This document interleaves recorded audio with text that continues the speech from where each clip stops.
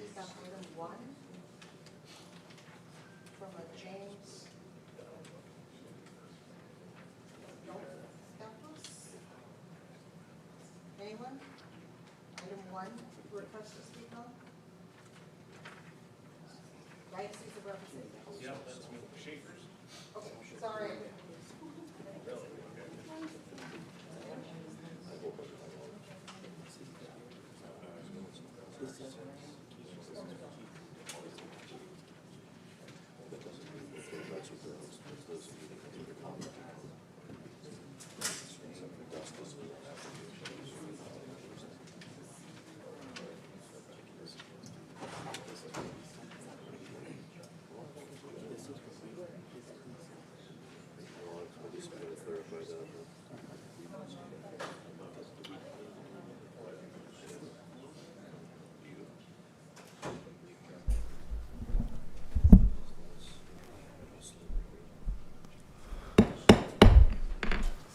Morning, everyone.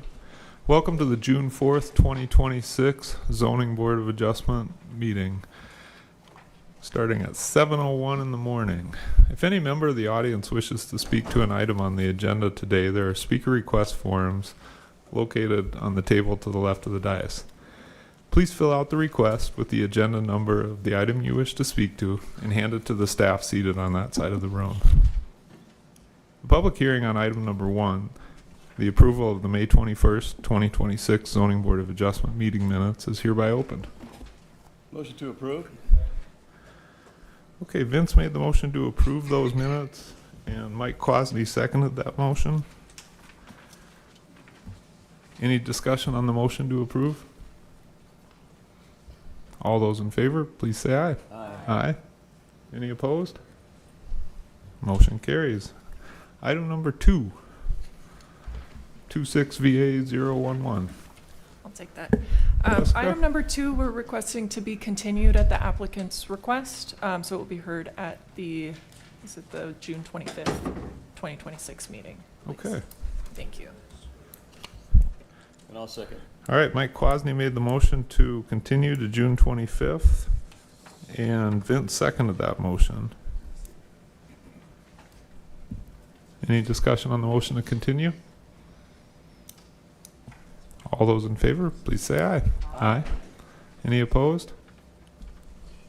Motion carries. Item number 3.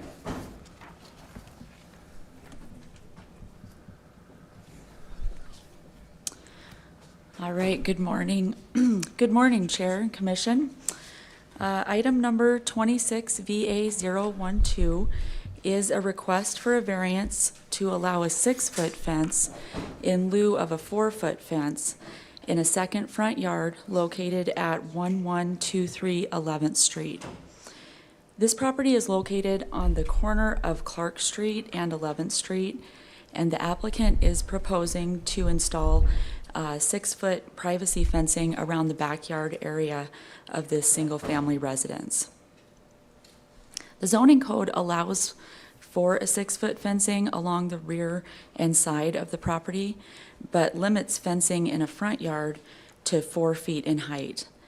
The code does allow for a 6-foot fence in a second front yard when the fence is set back a minimum of 10 feet from the property line.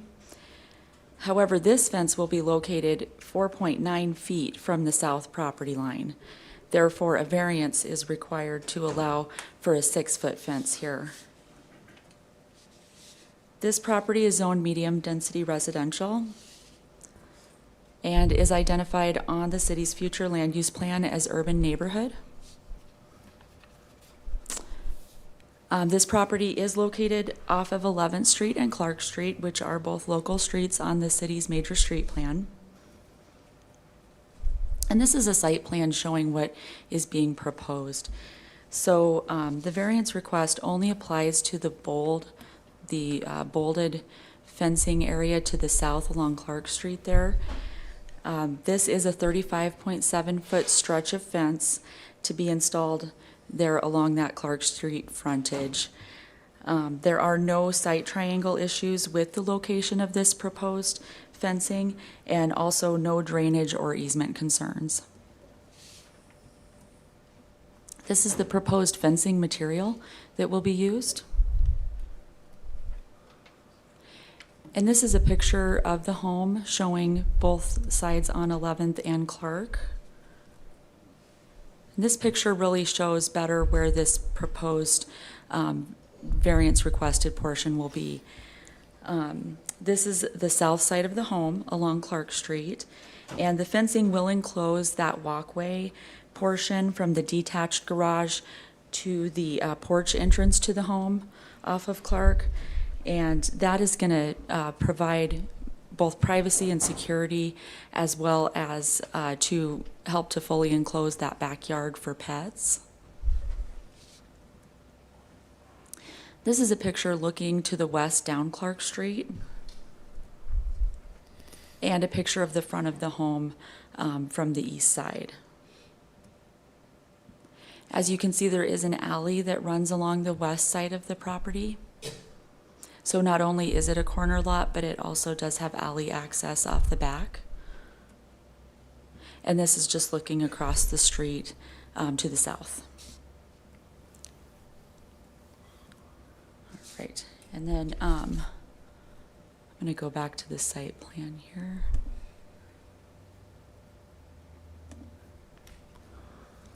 It won't let me go back. That's fine. So with that, staff is recommending approval of that variance request, finding that the location of the single-family dwelling and the detached garage on the property create a special circumstance which prevents that second front yard fence being 10 feet from the property line, and that 6-foot fence height meets the intent of the zoning code, as it does not cause any site triangle, easement, or drainage issues. The design is residential in character, and the location of the fence does not appear to be injurious to the neighborhood. The requested variance does appear to be the minimum adjustment necessary to maintain that desired level of security and privacy. So with that, staff is recommending approval of the variance request to allow a 6-foot fence height in lieu of the 4-foot in the second front yard. And I do have, I will stand for any questions. Also, the applicant is here in the room if you have any questions. Thank you. Eric Hikas? Thank you, Mr. Chair. I received the mailer on this one. This one's near my home. I walk by it regularly. I think this is a nice update. I would move approval, citing the situational circumstances and that this is the minimum adjustment required. All right, that was Alicia that seconded Eric's motion. Mike Quasney. Thank you, Mr. Chair. Can I see where that fence is going again? You had a plan there, it showed exactly. Yes, I'll bring up that site plan again.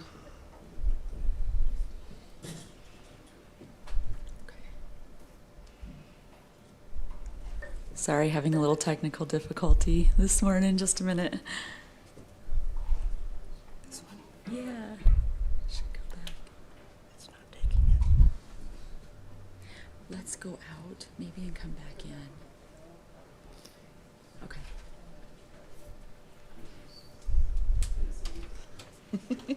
I just wanted to.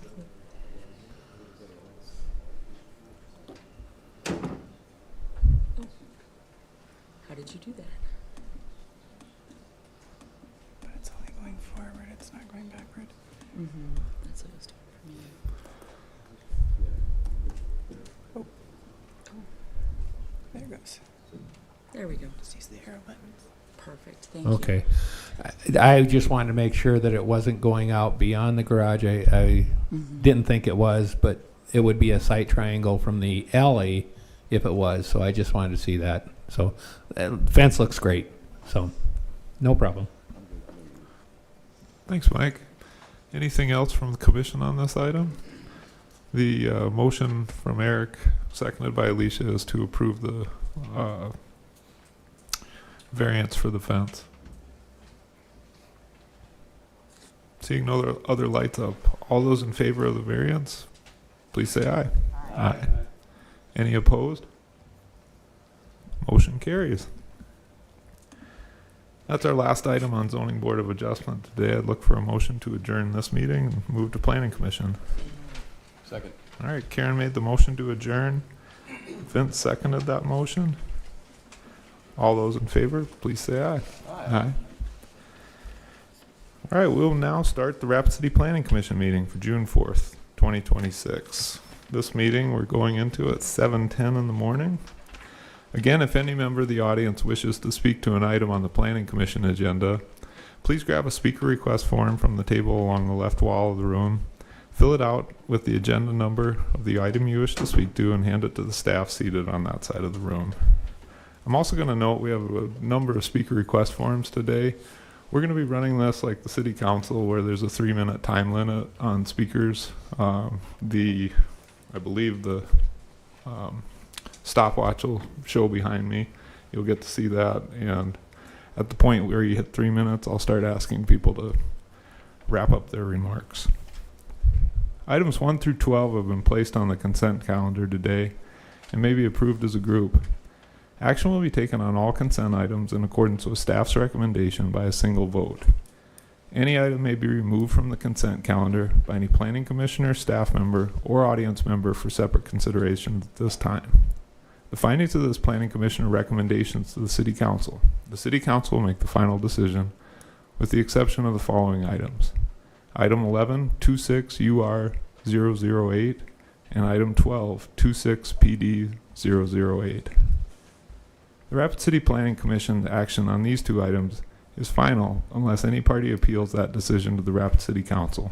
All appeals must be submitted in writing to the Department of Community Development by close of business on the 7th full calendar day following action by the Planning Commission.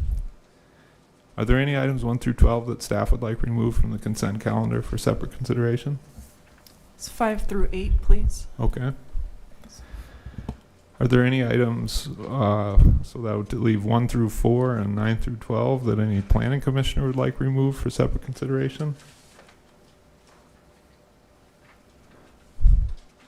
And are there any items 1 through 4 or 9 through 12 that any audience member would like removed for separate consideration? 5 through 8 are the GCC items, just to identify those for the audience purposes.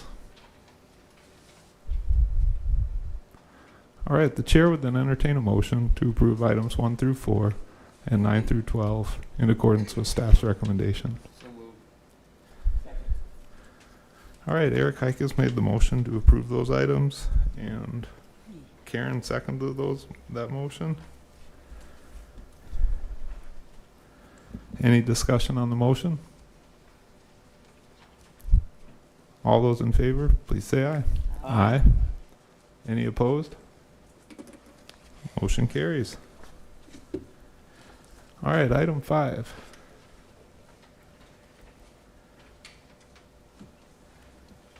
Thank you, Chair. Planning Commission, I'm going to present on all 5 through 8 rezones because they're kind of tied together, but we'll take action individually on them. Sorry, the portrait doesn't show up super well on here, but this is a map of the 4 different rezones. They're all the GCC cement plant properties. This land was originally owned by the state. The cement plant was developed in the 1920s and over time grew to this area. In 2000, the state was planning on selling the cement plant, and in doing that, in a special legislative session, they adopted a state code. It's under essentially the planning for municipalities, that the land that they have owned over the years, which is every parcel that you see on this map, is zoned in conformance with what they were using it at the time, which was cement plant and mining and extraction. So you've seen the cement plant ordinance for the district that would be created. That's the area in orange and blue down here. I will note that there are a couple properties that are not being recognized as it's SDCL section 11430, which is where that zoning requirement comes in in the state law. But these three, this one is light industrial currently, and these two are LDR. I will note, all three of those properties were owned and operated by the state at the same time, so they still fall under the state provision that zones them in conformance with cement plants and mining and extraction, which is why they are on the list for rezoning as well. So the orange and the blue would be the new cement plant district. There is the difference between that and mining and extraction, because they really allow similar things, is GCC agreed to take out the blasting and the kind of more of the explosive nature of mining and extraction, recognizing those areas are developed. So they're very similar zoning districts. The rest of this, the green and the pink, is mining and extraction. I'll show you some of the maps we have today. When the state adopted that legislation that it is zoned in conformance with what they were doing, and the state commission plant, or the cement plant commission, actually put out a resolution that identified the uses on that property being cement plant operations, mining and extraction, transportation related facilities, and all of the accessory uses to that. So we had updated the map. This used to be zoned public, and I think that's how it switched from public to just recognizing the state law. These were zoned, but since the state owned them, they did not have to come through us for permits. Again, those lots, although they are showing on our zoning map as LDR1 and light industrial down here, they still are covered by the state law that allows them to continue that use whether we rezone this property or not. I do believe that rezoning it, and this is what the map would look like at the end of the day, we do have some caveats up here and here where land has been sold and is in different ownership, so we'll need to do some cleanup items on those. But this shows you what the map would look like at the end of the day, and it reflects the current uses of the property. So I think it's important to rezone the land to show the neighbors that those are uses that are permitted today, so that they acknowledge that that would not become residential in the future, at least for the LDR properties up here. The majority of this aligns with the future land use plan. I don't know that it was recognized that this was owned by the state as well as GCC when the future land use map was set.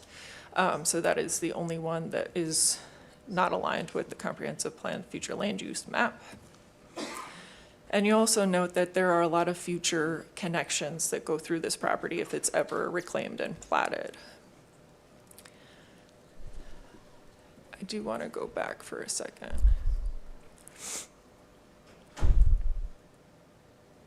Yeah, we'll continue. So just to get an idea of the improvements, this is the cement plant area that would be rezoned to cement plant. I apologize, it's difficult to get pictures of this property from public right-of-way, but you'll notice the different improvements they have on the cement plant end. And then we're getting closer up to that West Chicago side, again along West Chicago and what's around there. And then we're going to go up Sturgis Road. And this is in that northern portion and the surrounding area of what it looks like out there. There is some topography as well. And again, this is at that Hidden Valley Road site at the northern property that we're looking at today.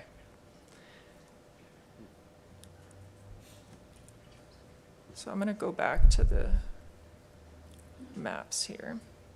So staff is recommending approval, recognizing that these rezones are consistent with this, essentially implementing the state law as we've been directed to do. I know there are a number of people in the audience. The applicant is also here. If there's any questions related to operations, I will note this area is not necessarily near term. It's more of a long-term, if they need it type of a thing. So I know there's a lot of questions about mining in that area. We did get clarification on that. It's not necessarily a near-term option. So I'll stand for any questions. And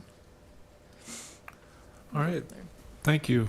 We do have a number of speaker request forms on this one, so if the commission has questions for staff, I guess volunteer them now, and if not, we'll go to the speaker requests. Haven? Thank you.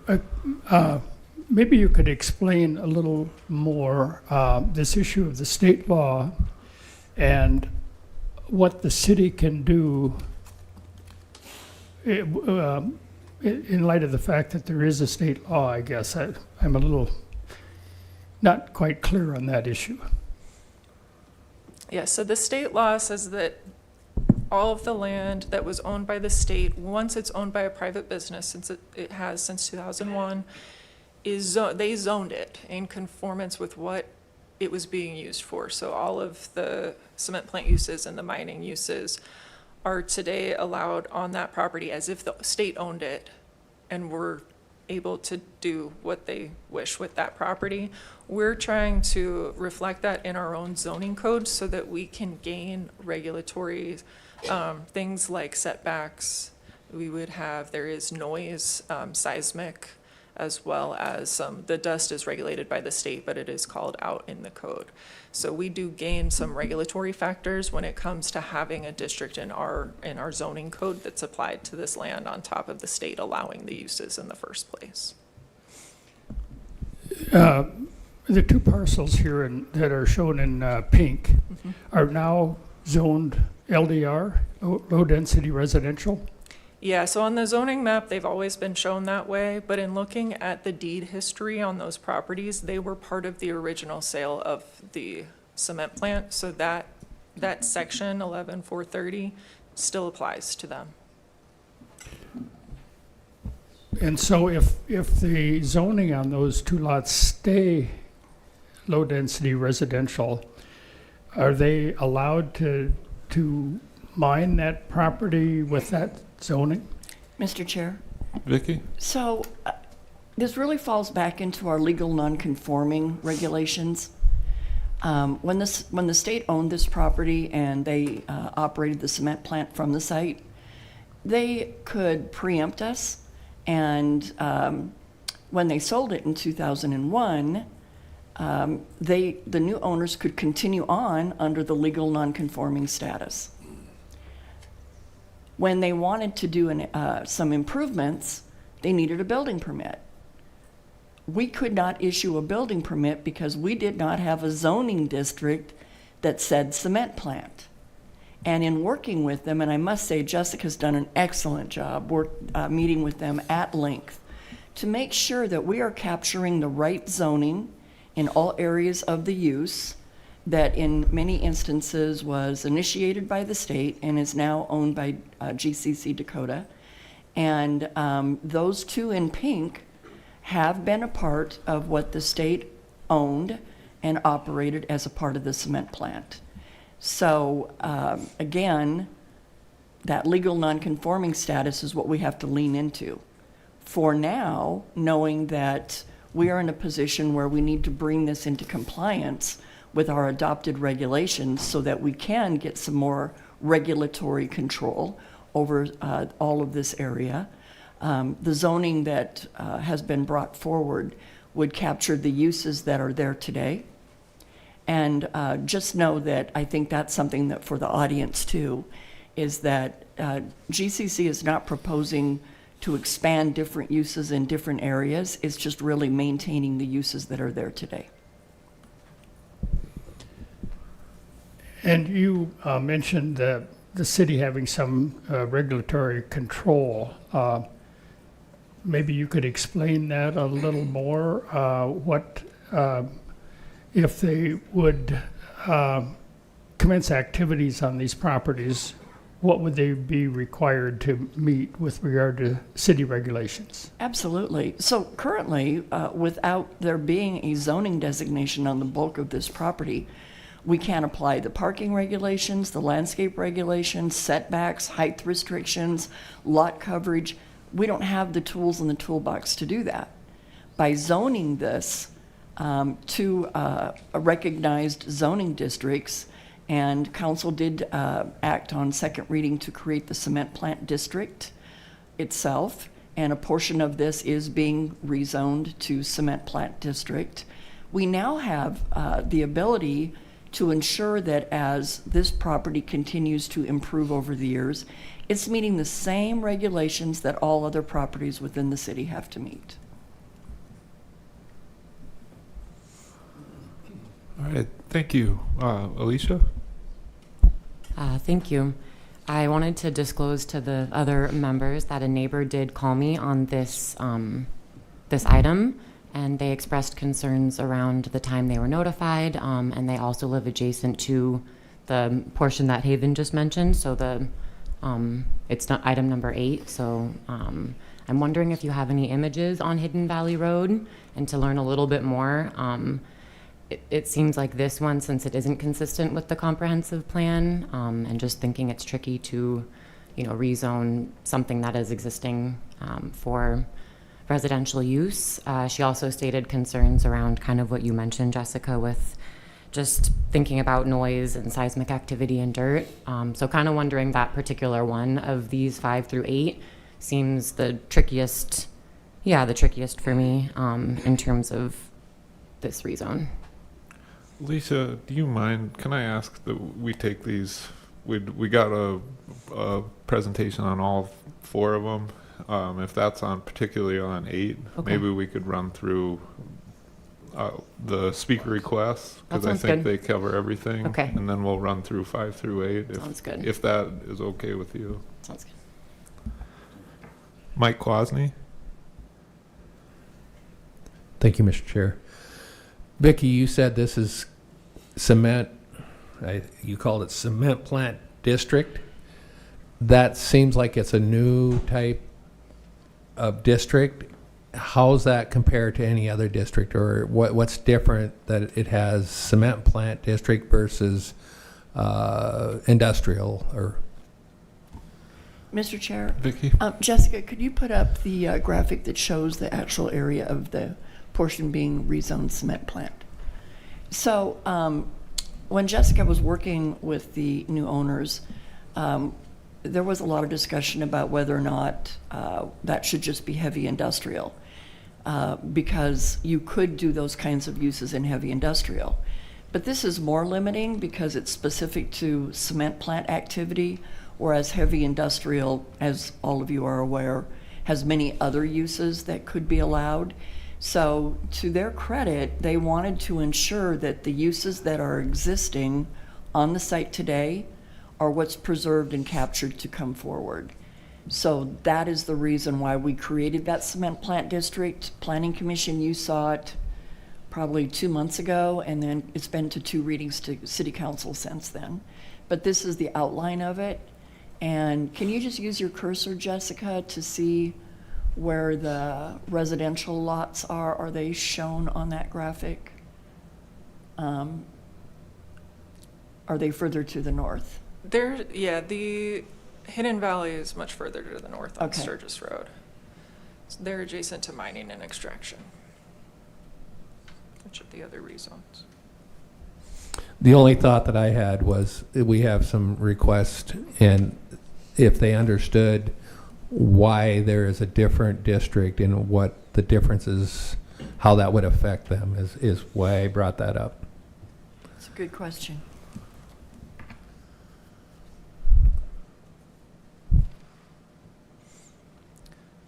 Well, I'll note too on the cement plant district, if it were to be a different mining and extraction or heavy industrial or the other 2 options we had in our code, they allow a lot, like Vicki said, a lot more uses than we would necessarily want to look at in this area. So the cement plant district itself just lists the uses that they have always been doing since the state owned the cement plant. So it's aligned with that state law where it says you are allowed to continue to do the uses that have always been on this property. So we just made a list of all of the uses that have been on that property. So it's a more limited list than any of the other industrial zoning districts. Okay, thank you.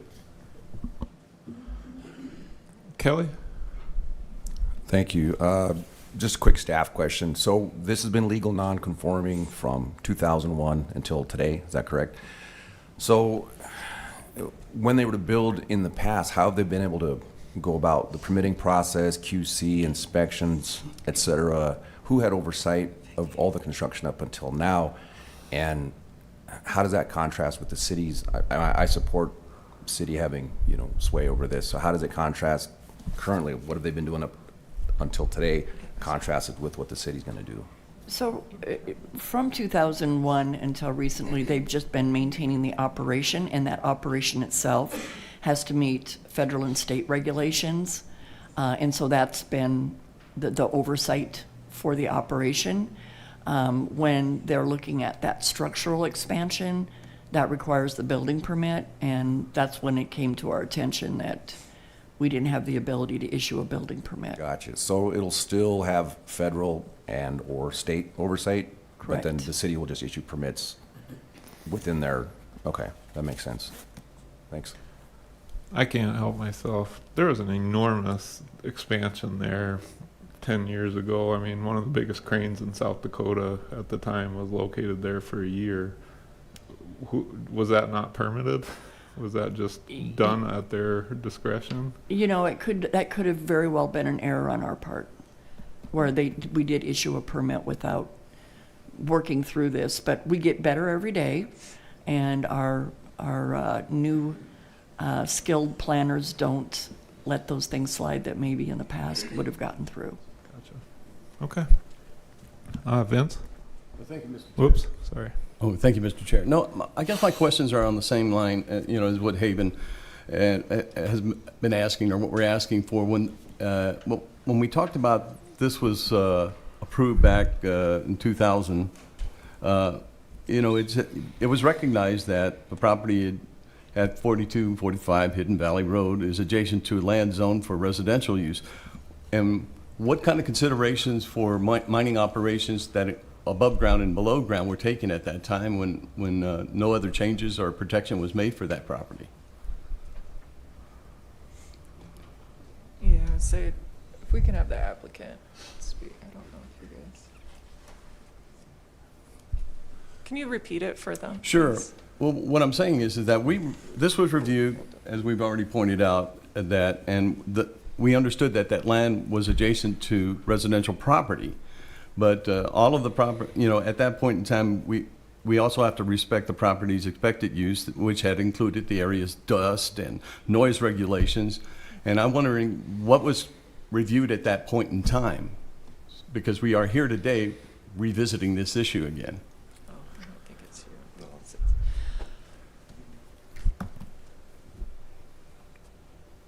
So the property was zoned LDR when it was annexed. It's probably, and I don't know the history on this, that the state had acquired it at some point. With the state being able to they can do work on any property without falling under the regulations of the city. So we've always just left it as is.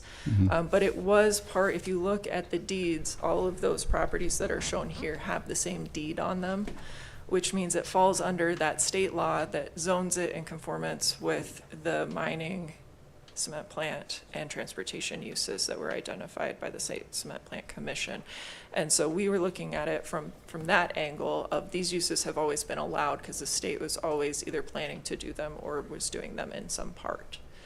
So we recognize that it is surrounded by more low-density residential areas. But it's almost circumvented to be able, and it could be left the way it is, and they could still do those uses. So I just want to make that. Sure. No, and I understand that that's the purpose that we're here today, because the city needs to review the process if they intend to do any additional or to continue their mining operations, which can impact those residents that are now there that wasn't aware of this 6 years ago. Yeah, and that's why I noted that it's almost important to zone it to a district that reflects the uses that are allowed there by the state laws. So we're making the map match what has already been kind of circumvented in our code through the state law. Yeah, but in recognizing we didn't realize this in the future land use plan, realized this was part of that mining land that was to the north there as well. Okay, Yeah. Thank you. Yeah, it's. Eric Hikas? Thank you, Mr. Chair. Kind of piggybacking on Vince and Kelly's comments, as far as air quality, is Does this fall under our purview then as a city, this by the state? Is that correct? This is regulated by the state. Okay. Just clearing that up. That would be helpful. I would love to hear this. Yeah. Thank you. Hi, Morgan Twombly, environmental planner. Everything that occurs on the GCC site is with Danner. They have a Title V permit. Okay. As soon as they enter public right-of-way, then it's our purview as the city. I know it's deeply unsatisfying, but that is how the system works. We don't have permitting authority once the state has a permit with them. Okay. Our office is near this location. Dust is an issue in this area. I'm understanding we're crushing and blasting and possibly burning tires out there now. Is that in the long-term plan? I'm going to voice my concern for that aspect and the fact that we do not control it within the city, or have a word or a voice in this. It's going to the state and the state to manage. So anyway, just throwing that out there. All right, I'm going to go to the speaker request forms here. Most of them are written for multiple items. If there's a particular item that you wish to address, just say so when you come up and I'll call you back for that item. But we'll start with Angela Hansen.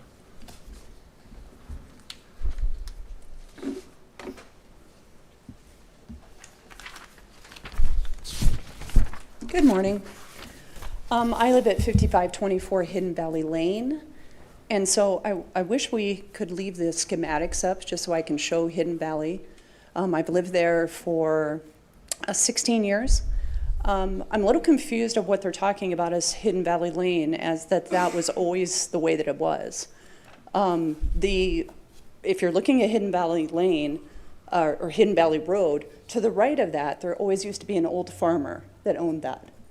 And so I'm a little confused of what we mean by that was always owned by somebody else. To the left of that, my understanding is there is still a house there.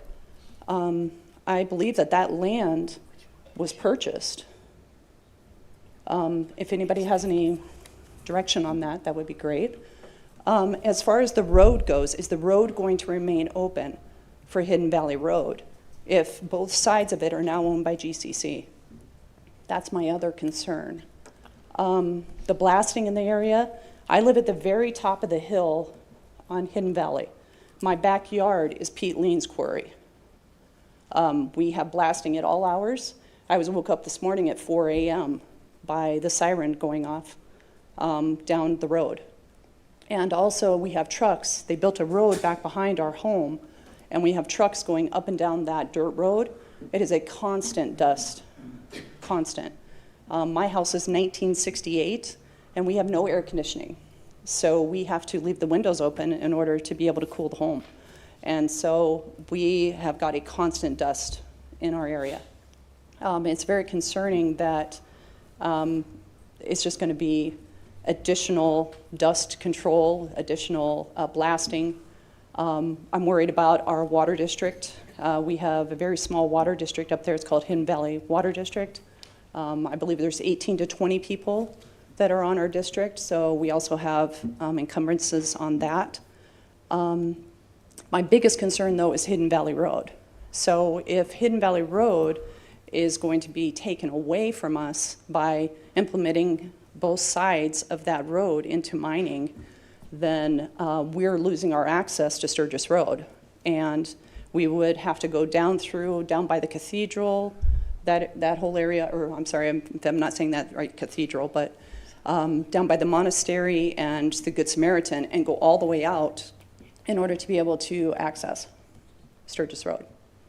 So those are my concerns. I hope that we do a little more research before implementing this. Thank you. Thank you. Excuse me. Jim Anderson.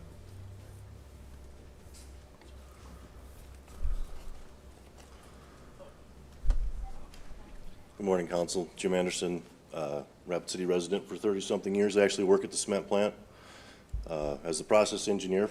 I was the environmental engineer there for 10 years prior.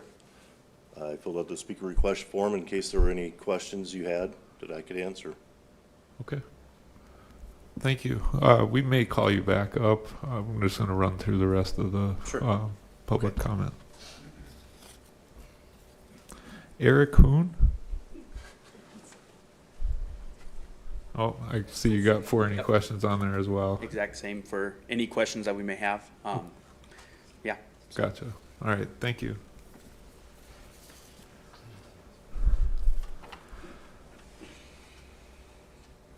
I'm not going to take a try at your last name, but is there a Scott that wanted to speak to item 8?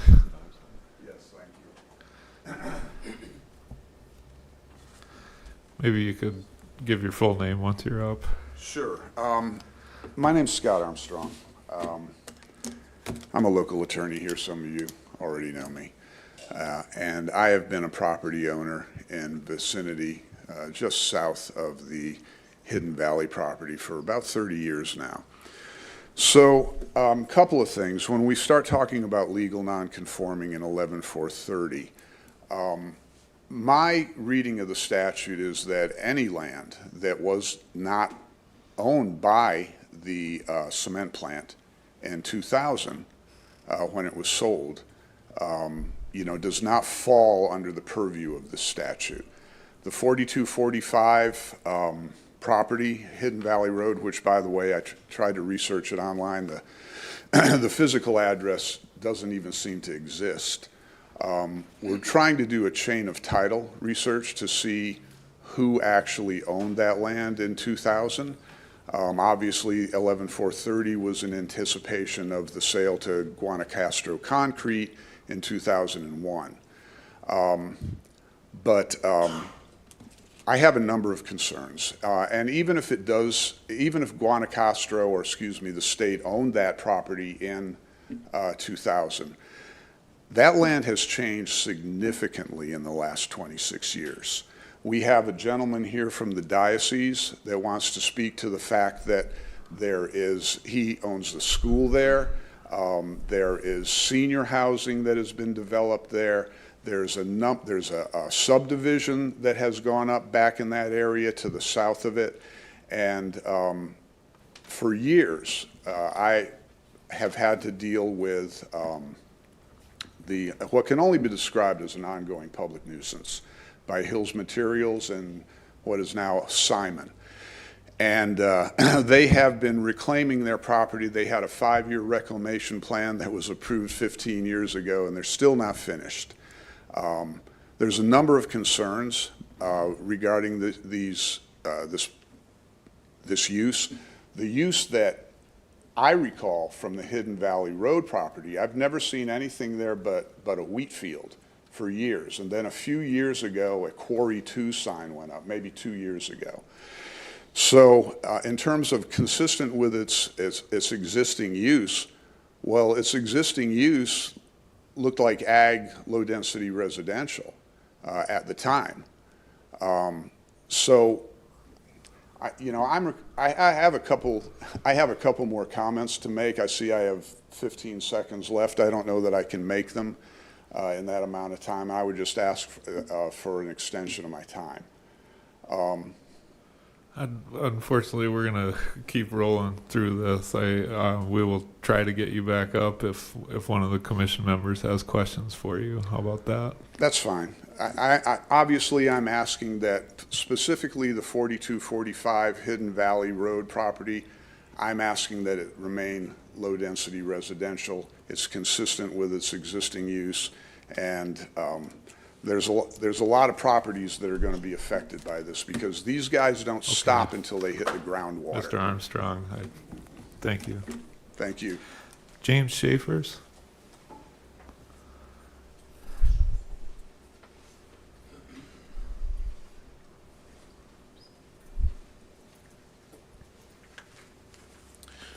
Good morning. Yes, my name is James Schaefers, and I represent the Diocese of Rapid City. And we own the property back on St. Martin's Drive to the school and the retreat center. So just so that you know, there has been, the mining and stuff to the north of us, of our property. Like Angela was saying, they blast anytime, all hours of the day. And that shaking our buildings is causing mortar and the rock, between the rocks and stuff to fall. We have to keep dusting and cleaning up the floors.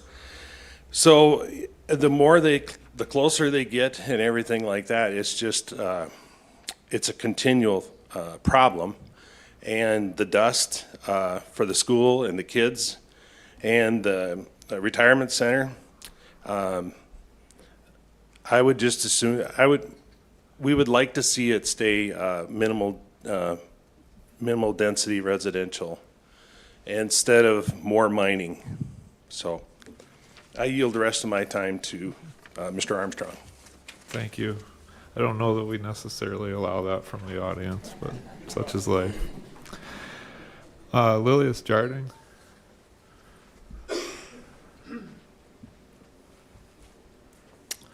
Good morning, everybody.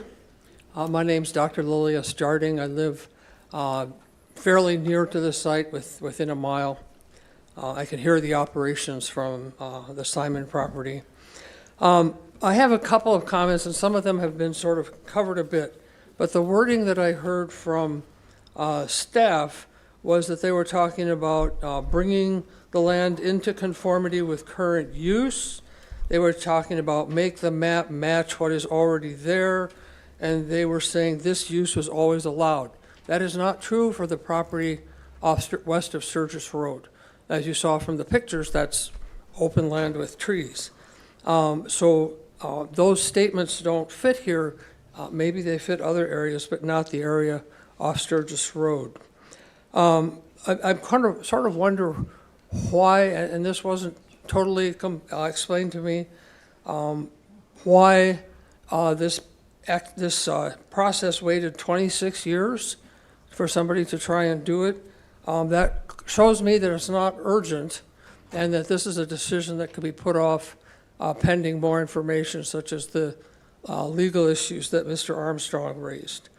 The other thing that concerns me as someone who lives in that general area is that if the land west of Sturgis Road by the school and the retreat center and the senior housing was made into mining zoning, that sets a precedent that they would be going west of Sturgis Road.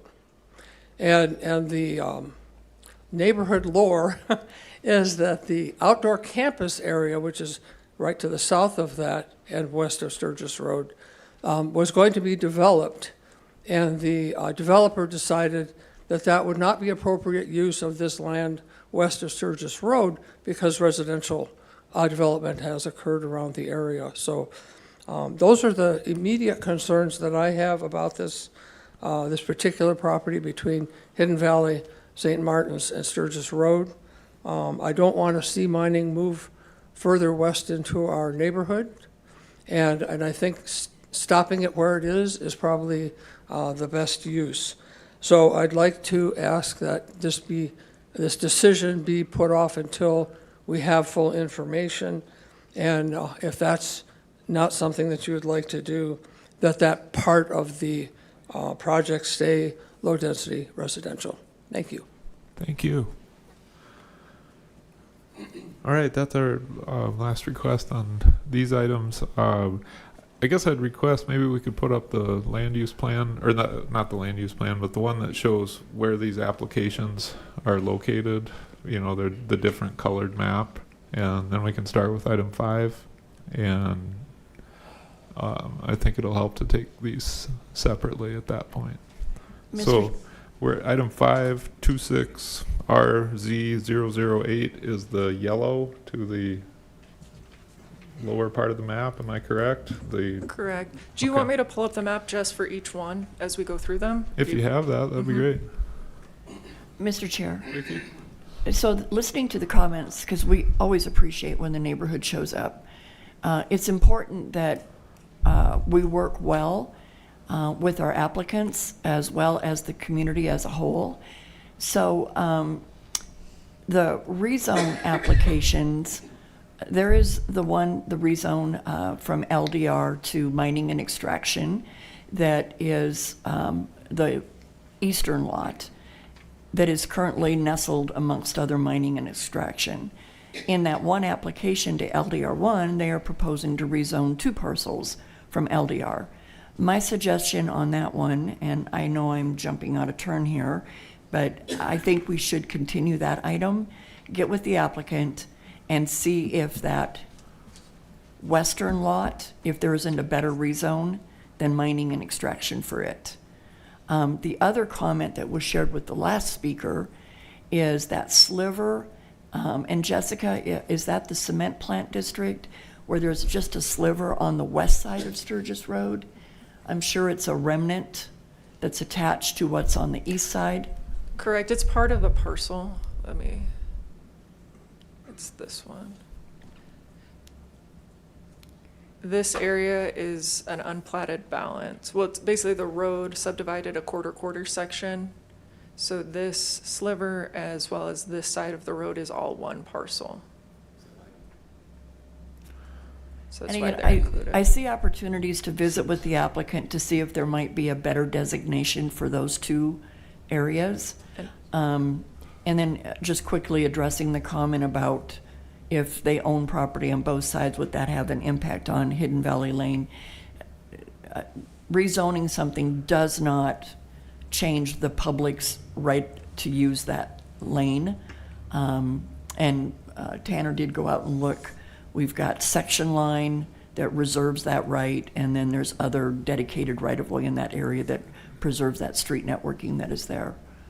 So with that, we can go through these one at a time.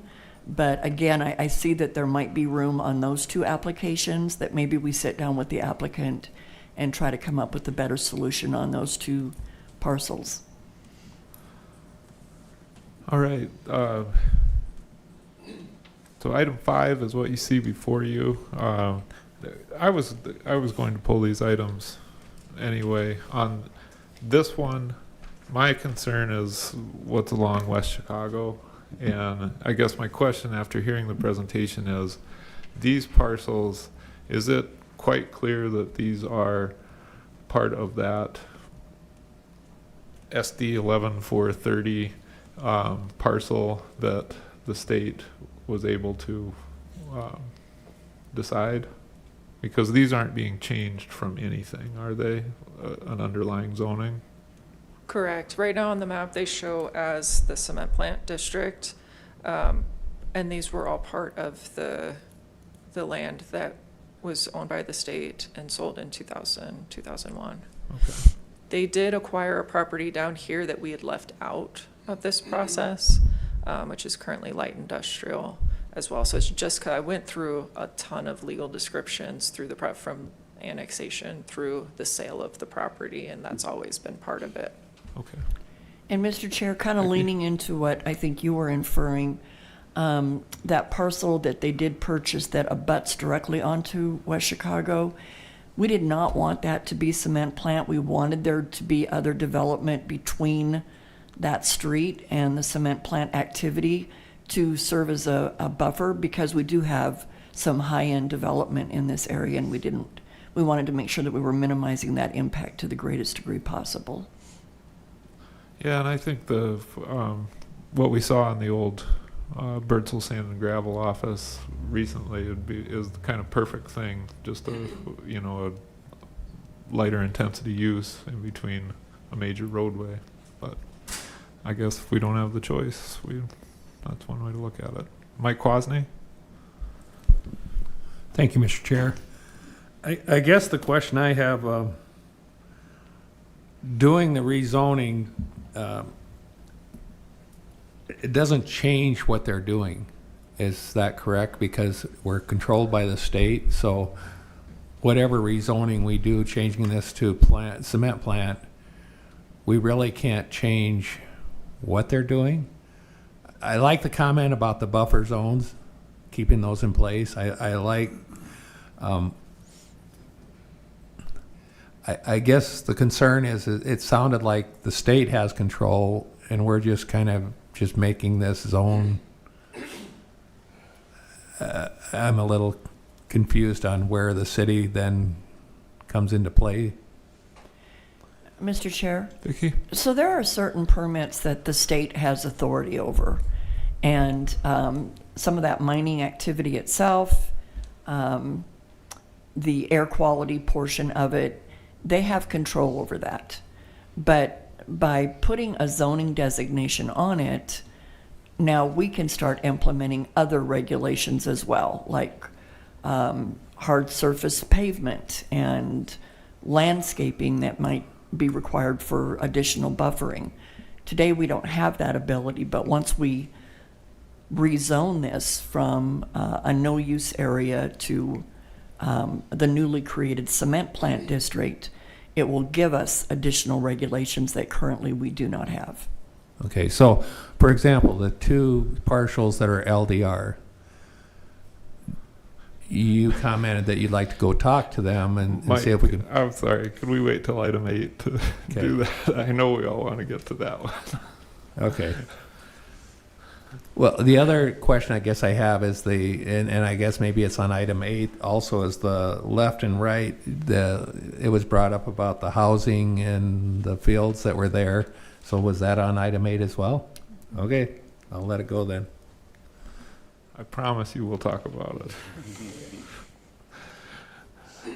Alicia? Oh, I lost you, sorry. Thank you. This is a follow-up on this one, Vicki. You mentioned hoping to keep the buffer areas and uses existing as they currently are. So I do wonder what Eric mentioned along West Chicago, if there could be consideration around those areas that don't appear to be used as cement plant or industrial at the moment and retaining them as a buffer, or somehow redrawing what that looks like. Or is your recommendation to get it rezoned so then you are able to have some oversight and requirements in that area? I'm going to have Jessica explain one more time our direction on the area that was used as a cement plant and their right to continue to use that as cement plant. Even if the state didn't have that use in that particular area, that was owned by them and that part moves forward with that sale. Yeah, so, and we're speaking about these properties here that are along West Chicago Street. Again, they've always been owned by the State Cement Plant Commission, is the one that was the authority over the land there. So that resolution and the code apply to those properties as well. I will note there's some topography here. The main, and I'll circle back to the reason why this rezone is probably more important to address than the rest of them. As Vicki mentioned, the building permit side. So when we look at a new structure, you want to be able to say there's there's setback requirements, there's coverage requirements that have a predictable land use pattern in that regard. That really is what is gaining here. So they may even, the focus is really going to be in the primary cement plant area to be able to have some additional storage buildings, things for operation and that sort. So that is the main point of the rezoning district, so that we are able to apply area regulations specifically when they go to place buildings at building permit. Again, the uses, aside from the building permit side, if there's uses that don't require a building permit, they would be able to do that today based on the state laws and the history of these particular parcels. Alicia, do you have further comments? We lost your mic. Thanks, Jessica. That was good.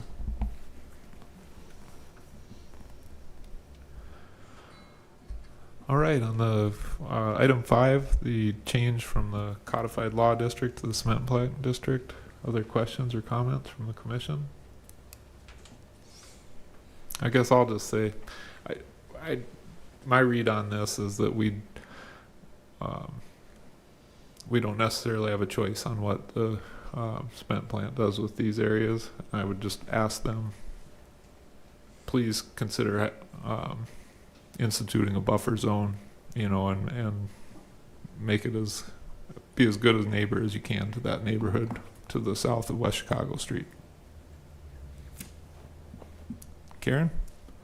Make a motion to approve the rezoning to this property to the cement plant district. Okay. That was Jeff. Okay, Karen made the motion to approve. Jeff seconded that motion. Any discussion on the motion? All those in favor, please say aye. Aye. Any opposed? Motion carries. So item number 6, this one has some effect from what you were talking about, Vicky, that orphan triangle. Do you recommend any change to what we do with this one? Well, I might have to lean in on Kinsley here. So the reason that the parcel on the west side of Sturgis is picked up is it's a remnant. So it's attached to something on the east side, and we have those all over town. I don't know that it's even usable for this purpose, and I'm just wondering if we can approve this rezone without, in part, where we're eliminating that little sliver, and then we'll sit down with the applicant to see what would be a better designation that would align with the development in the area just on the west side of Sturgis. Kinsley?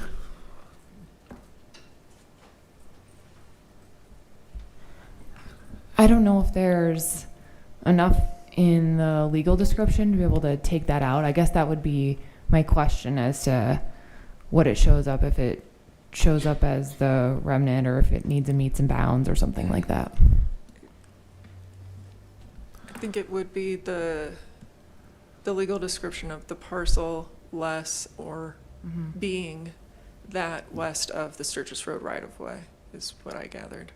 But I don't, we'd need to look at that in more detail before we commit. I'm looking at it right now.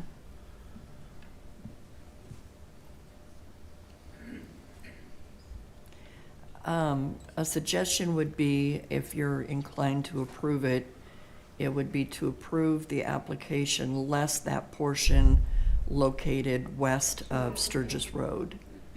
I think that clearly defines the area that we're wanting to leave out of the mining and extraction district. Thank you, Vicky. Karen? I don't disagree with the idea, but does that mean that that little sliver, I don't know how many feet it is, it's not very big, but that would still be part of the original state-owned piece if you left that out from this? That's the current. Correct, yes. Okay, Yes. thank you.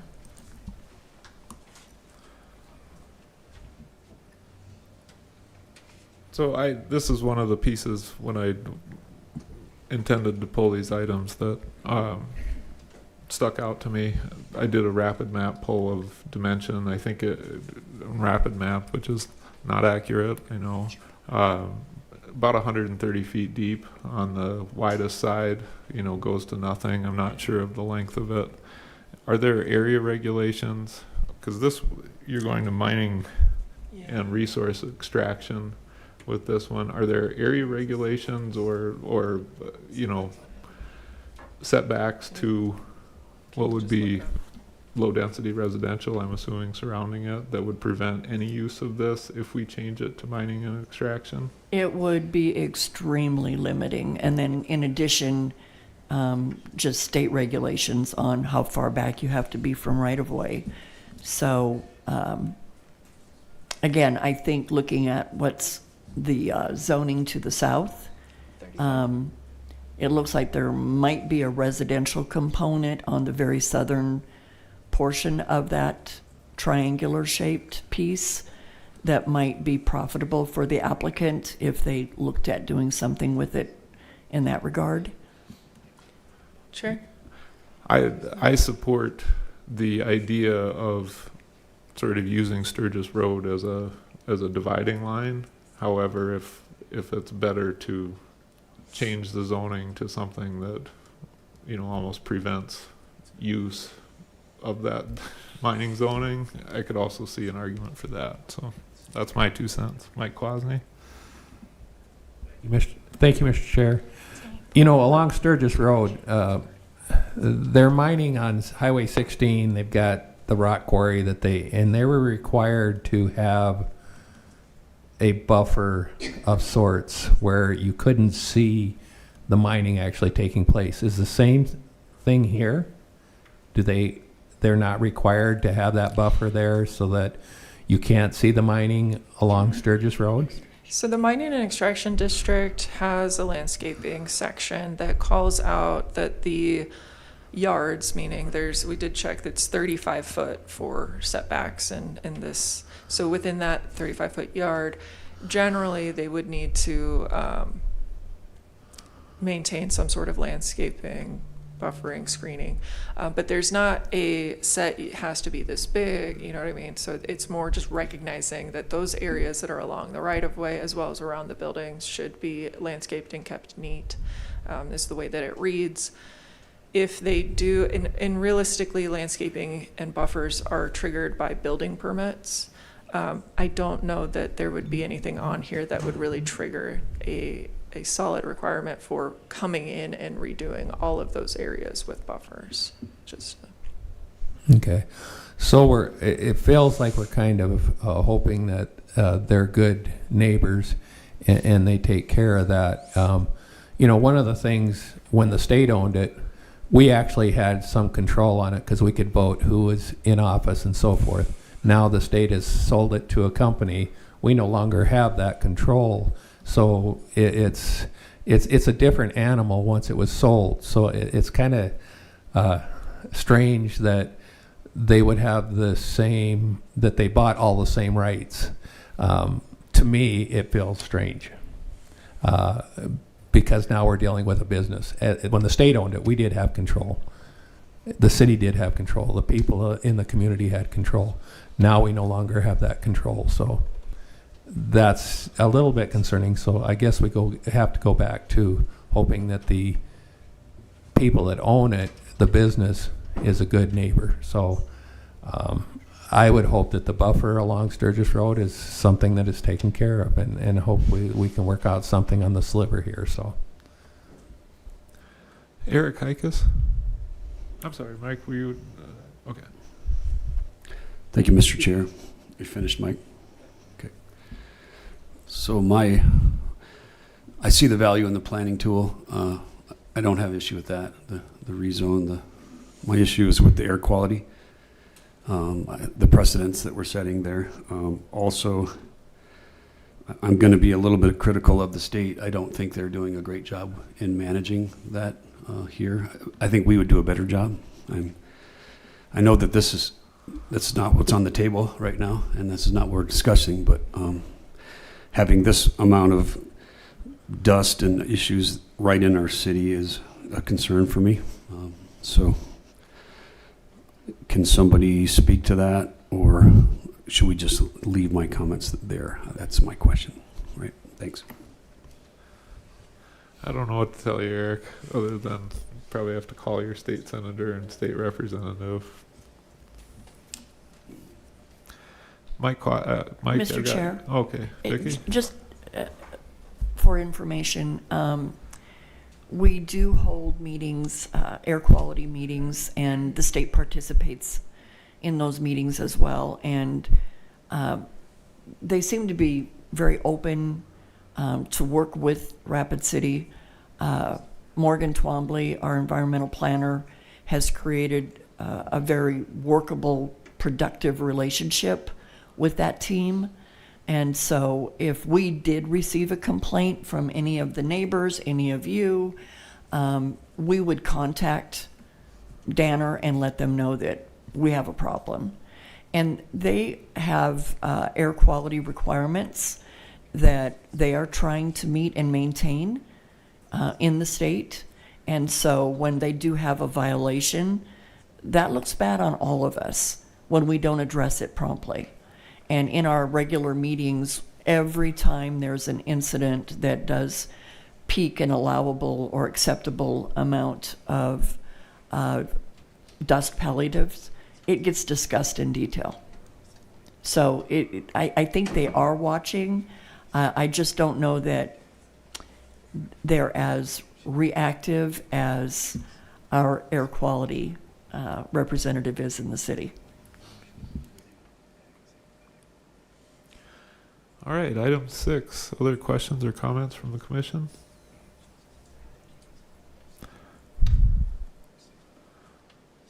I'll just go back and say, I wish I had a suggestion on that sliver. I don't know which is the better way. And again, I would hope that the city would consider whatever happens up here, working with the applicant to see if that might be better suited with another zoning designation.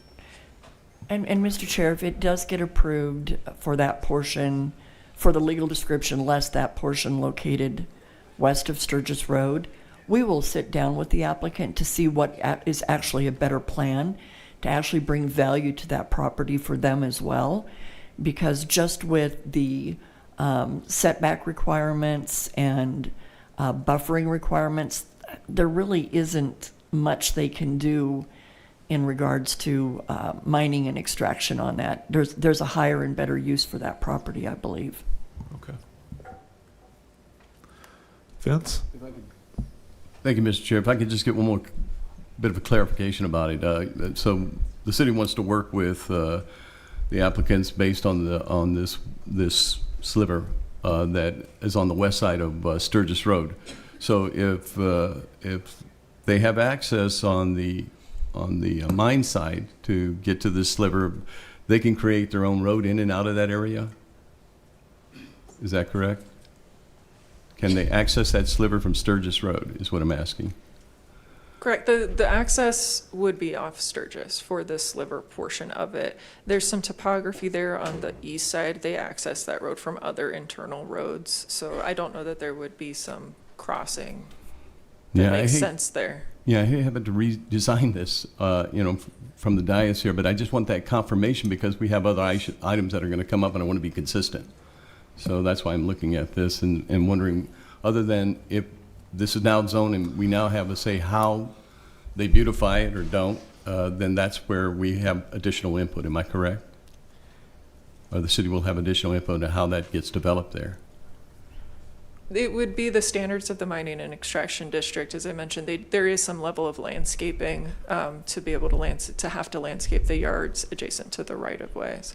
And then they would again have to meet setbacks 35 feet from that right-of-way. I don't know that that leaves room for any building, so it may, I don't know that it would really pencil out to do much on that property either. Well, you can dig down hundreds of feet, though, on that property, too.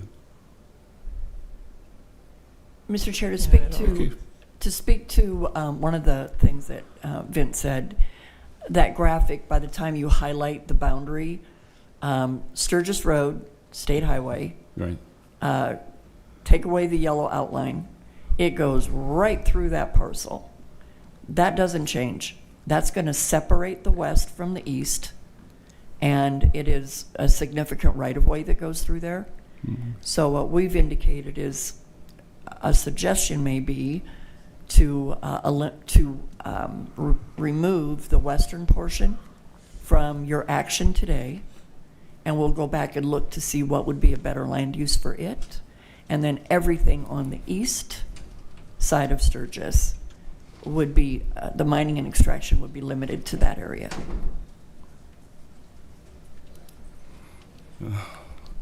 Okay, I just want to be clear because I want to make sure, and I don't want to conflate these two ideas, but in Blackhawk, in that same area, in a nearby area, we've had sinkholes that destroyed some of these residential units. And I want to make sure that how the state, and I think Eric may have pointed out, the state didn't do such a great job, and I'm glad that we're getting on top of it today so the city can take a better look at this. I just want to be clear what we're going to do with it. All right, thank you. Karen? Missed you. Thank you, Mr. Chair. I think the issue of that little sliver, there's not much that the GCC is going to do with that piece, at least in my mind. I mean, they're not going to put a building on there. And if they would sell that piece, that would be the best thing. Somebody buy it and it would be out of their hands. But at this point, we can leave that out of this motion, and that's not going to hurt anything. It's just going to still remain, that little sliver will still remain in the state's purview to do what they think is correct, because it's not going to change what's there today. So I'm going to make a motion to approve this rezone with the leaving that sliver of land out of on the west side of Sturgis Road. Yeah, it'll be the rezoning area less the area west of Sturgis Road. Correct. That's what my motion is. All right. Mike, okay. Mike Quasney seconded Karen's motion. Yep. Mike Quasney? It seems odd to me that sliver is on the other side of Sturgis Road yet. At the top there's a sliver that's almost the same. Who owns that? Mr. Chair, Tanner's looking right now. We have those all over town. A lot of these were I know, sorry. were created by deed, and those are quarter sections. Yeah. And then right-of-way goes through it, and then we have a parcel that's on opposite sides of a right-of-way. So these exist probably throughout the state on a very regular basis. So GCC owns that property as well. Like Vicki mentioned, it was part of a quarter that got subdivided a little bit toward the left, but the H lot, essentially the right-of-way split the parcel by looks, but that parcel is connected together, and that area is actually zoned mining and extractions. Oh, sorry, you can't really see it as well on our zoning map. But the slivers over here, both the sliver and this portion of this property are already zoned mining and extraction district, and they're both owned by, it's all one parcel that's owned by GCC. Okay. So is that in another part of the? It's not covered on our, I Okay. don't think it's covered on this. So it's not going to be a part of the cement plant zone? It's already zoned mining and extraction district, which is what these parcels are proposed to be zoned to as well. Just a friendly reminder, you've already acted on the cement plant district rezone. This is the mining and extraction district application. Okay. So that's existing. This sliver is a little bit different because when we look at what's to the south of it, we have a different land use in that area. And so if you do act on Karen's motion, that'll bring the mining and extraction on the east side forward for council's consideration. We'll sit down with the applicant to see what needs to get done on the west side. Okay, thank you. All right, any further questions or comments on the motion for item number 6? Everybody clear? All right, all those in favor, please say aye. Aye. Any opposed? No. Okay, the motion carries with Eric Hikas voting no. Item number 7.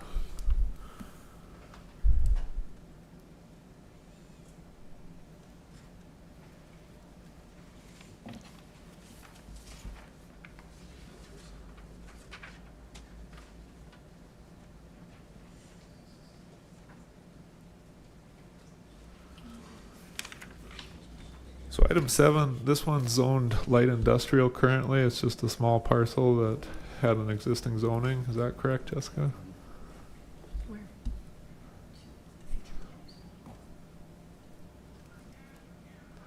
This one? What do you want to? Sorry, this actually is technically a lot that is part of a larger parcel. It was platted lot that has now since been added to kind of this larger parcel feature here. It's one of those ones that got left out when we transitioned the GIS map, but in looking at the deed number, again, it has the same deed number as the rest of the properties here. So this is more of a cleanup item. It would be rezoned to cement plant district to match the adjacent properties. It's surrounded by light industrial, and this area actually is, the future land use here is conforming with what would be the cement plant zoning district as it's identified as mining and extraction in the future land use plan. So it acknowledged this area was part of the cement plant. It's just the light industrial zoning got left on this property as that transition was made in the early 2000s for updating the GIS map. So we just acknowledged that it's always been shown as light industrial here and are proposing cement plant district for this portion. And this little chunk was part of the sale from the state to the cement plant in 2000. Correct. And so if we don't change it from light industrial, they still have every right to use it as they do the cement plant currently. Correct. Okay. I just struggled on each of these with the why. Okay. Yeah, I'll go. Mike Kwasny made the motion to approve, and Eric Heikus seconded that motion. Any discussion on the motion? All those in favor, please say aye. Aye. Any opposed? Motion carries. Now this is where the action is. Alicia has first crack at this one. Alicia? Thank you, Mr. Chair. Well, I guess I wonder with the group if we want to continue the discussion or take Vicky's recommendation to get a little more legal clarity, and then have this discussion again. I think based on a lot of what we've heard, both from our own staff and community members, that might make sense. But I'm also happy to say more reasons why I think it makes sense to continue it. You earn your patients earn the right to spend whatever you want on this.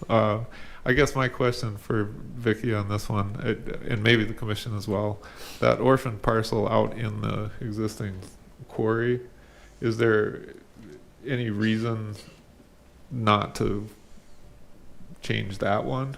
I don't think anybody has any view of that being low density residential, which is in direct contrast to the one to the west. Okay, you're absolutely right. The one to the east, it aligns with the surrounding zoning. That one is just kind of a cleanup. The one to the west that is currently undeveloped, and thank you, I think it was Scott that brought that comment forward. I'm looking at that legal. I was gonna say, they're separate parcels. Yes, we could approve Excluding. the one in, and Jessica, you're gonna have to tell me which one is which. So it's lot 1 of section 28 or lot 1 of section 29. Of course, the PLSS isn't on here. Tam, can you? Which one's that one? I'm gonna guess it's 28, just based on that. So we could approve the rezone for lot 1 of section 28 and continue the rezone. We could do this one of two ways. We can continue this application in its entirety, maybe for just 2 weeks. We'll get with the applicant to see if there isn't a better zoning designation for the parcel to the west, or you could act on it and only approve for the parcel that's to the east. Then they would have to come back in with a new application for the one to the west. My suggestion is we just continue this 2 weeks, and we will probably get a new application for the one to the west, but we could move things forward together to get these addressed in the future. And realistically, we probably need to continue this for a month to meet notification requirements. It makes the most sense to me personally to just continue them both, Yep. even though I don't know if there's questions on that eastern parcel, but let's go to the commission. Eric Heikus? Thank you, Mr. Chair. Could we extend the courtesy to Mr. Armstrong to finish his remarks at this time? That'd be allowed. No, that's the commissioner. Let's say another 3 minutes. How about that, Mr. Armstrong? Thank you. Well, I appreciate that. Thank you. And I guess I'll just, and again, my comments are confined to the Hidden Valley Road property, which mostly concerns us, and I think Can you put the mic the other towards you? folks here today, is in terms of legalities, if we look at 11430, even if it was owned by the cement plant at the time back in 2000, the statute speaks to consistent with its present use. Well, its present use and in fact its current use is it's vacant. It was always used almost, I thought it was ag property. because there was a wheat field there for years, for decades. So that was my thought, but it apparently is LDR, and 26 years has gone by, and that neighborhood has changed considerably. We have a retirement community that's been by the Archdiocese. There's a school by the Archdiocese right back in there, and there has been a considerable amount of single-family dwellings that have gone up in that 26 years. Now, our concern is twofold. It's fugitive dust, which is never-ending. And when we talk about, let's talk about dust for a second. This is limestone dust. It's abrasive.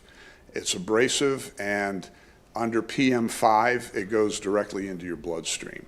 So there's something called the Natural Events Action Plan that DENR came up with years ago to basically exempt this whole area from Clean Air Act PM10 emissions every time the wind blows hard in South Dakota.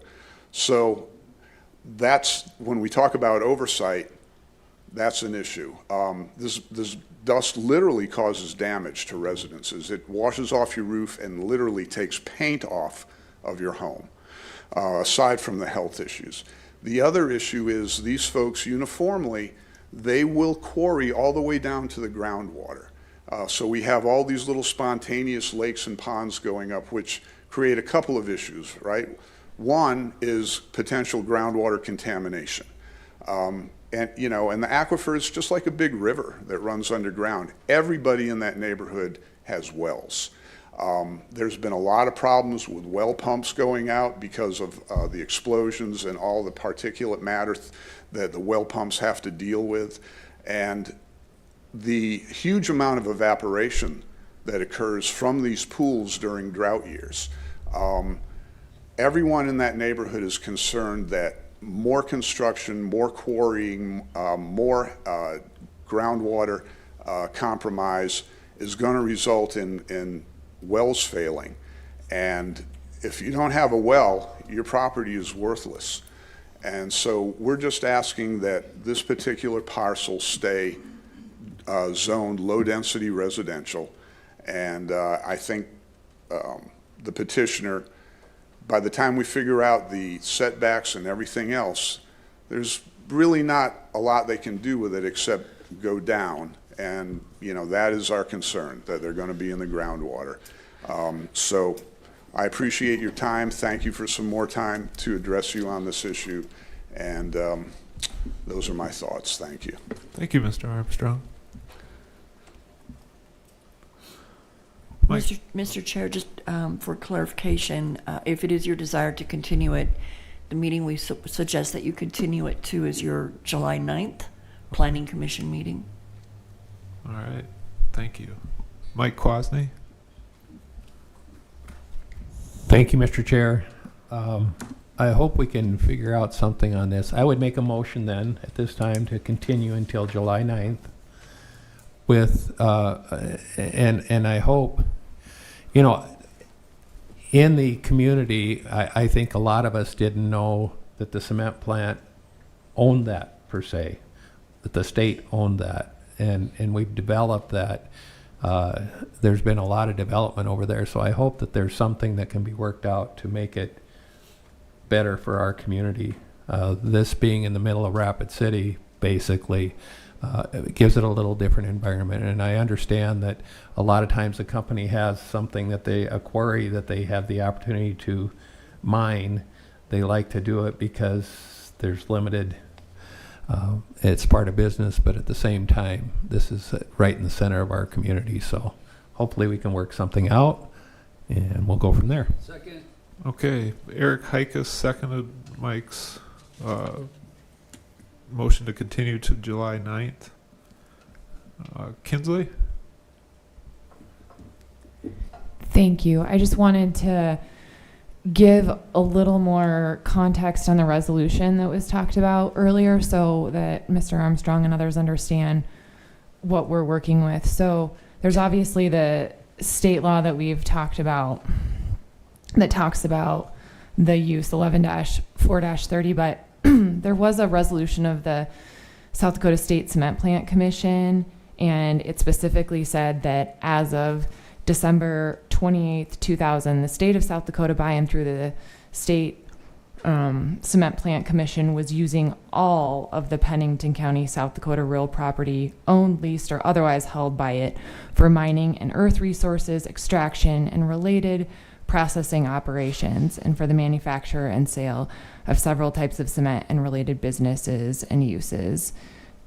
So I just wanted to state that that's one of the things that we're looking at when we're looking at the state law and what it allows the property, what we're dealing with, what it's bound by in terms of uses. So Kinsley, what you're saying is even if it wasn't in use, the state said it was in use. Is that correct? Sorry, you lost you. Can you go? That is what it appears. Gotcha. That's depressing. Alicia, you left your light up. Do you have anything else on this? Vince? Thank you, Chair. And also in 11.4.1, regulatory powers of the municipality is that they may enter an agreement with any landowner specifying the conditions under which the landowner property may be developed. So, yes, I'm glad we're waiting until July to look at this again. Thank you. Haven? Thank you. Just to clarify, Kinsley, that what you were just reading there, what document was that taken from? I keep deleting you, Kinsley. I'm sorry. It's okay. This is, let's see, a February 23rd, 2001 dated document from the South Dakota State Cement Plant Commission, and I can provide it. I don't know if it was anywhere in any of the documents, but we can send it out to the Planning Commission members, and probably if an item is further continued, we can put it on as an attachment. But it just reflects the fact that, when you're looking at what we're legally bound to, GCC does appear to be, working with us already in terms of what's going on. And so we're coming from a place where some of what's happening is dictated by state law. Mr. Chair. Vicky? This is the reason why we hold these public meetings. We notice property owners within 250 feet. We meet with the applicant extensively before we put these things on an agenda. We heard a lot today from neighbors, a little bit from the applicant, but I must say the applicant has been very good to work with. And not wanting to speak on their behalf, but just knowing the concerns of the neighborhood concerning those two parcels that we're trying to do a workaround. I look forward to having those conversations with them to see what that land use might better be so that they continue to be a good neighbor in this area. Haven? Thank you. And just to clarify, when this comes back before us, there seemed to be a question about whether this particular property on the west side of Sturgis Road was included in that deed. I think Mr. Armstrong raised the issue. I know, Jessica, you had done the research on that, but just so when it does come before us, we can have a little more clarity and assurance that it was included in that original deed. Yes, we can get the paperwork on that. In looking at the parcel database, there's a section when you go on Rapid Map at the very bottom of the parcel descriptions that states the deed number, and that's where I was noting they're all the same, but we can try and pull the paperwork to confirm further. I think that would be very helpful. Yeah. Mike Quasney? Thank you, Mr. Chair. Is there, I'm assuming the state is completely out of this because, they had an opportunity when they were doing this that they could have cleaned this up really easily when they sold this. Now they've left it to the city to have to take care of it. And I guess that's a little disappointing. So a shout out to the state. You could have helped us out here, but they didn't. anyhow, I just wanted to get that shout out there, and hopefully they're listening.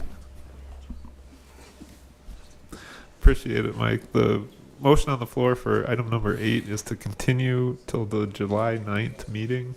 Further questions, comments on that? All those in favor, please say aye. Aye. Are there any opposed? Motion carries. That takes us to item number 13. I'm gonna get it open for you.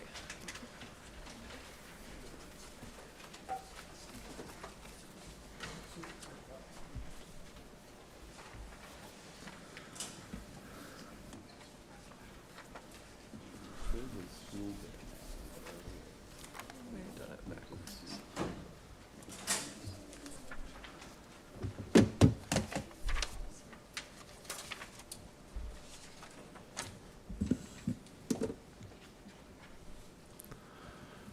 Mike, I know these get lengthy. If we start getting towards 9, I'm going to interrupt you, just so you know.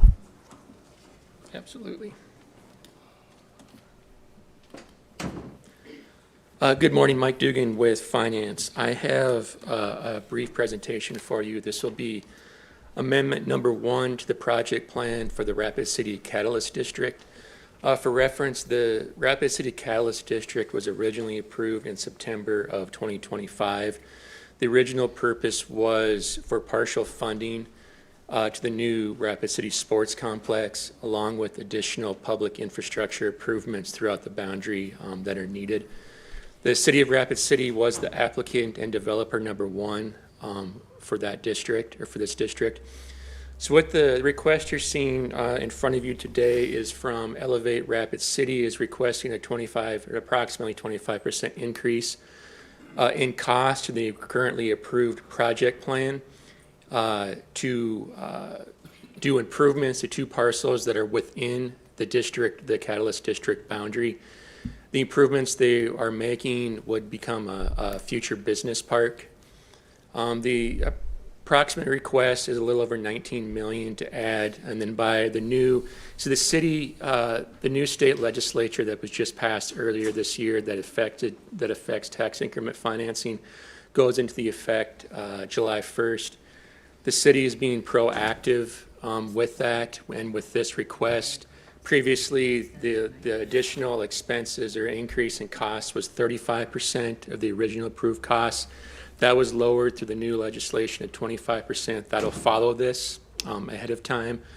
Also, was it last week, Director Ainsley and I held an open public meeting that the taxing entities that are involved or affected by this were invited to.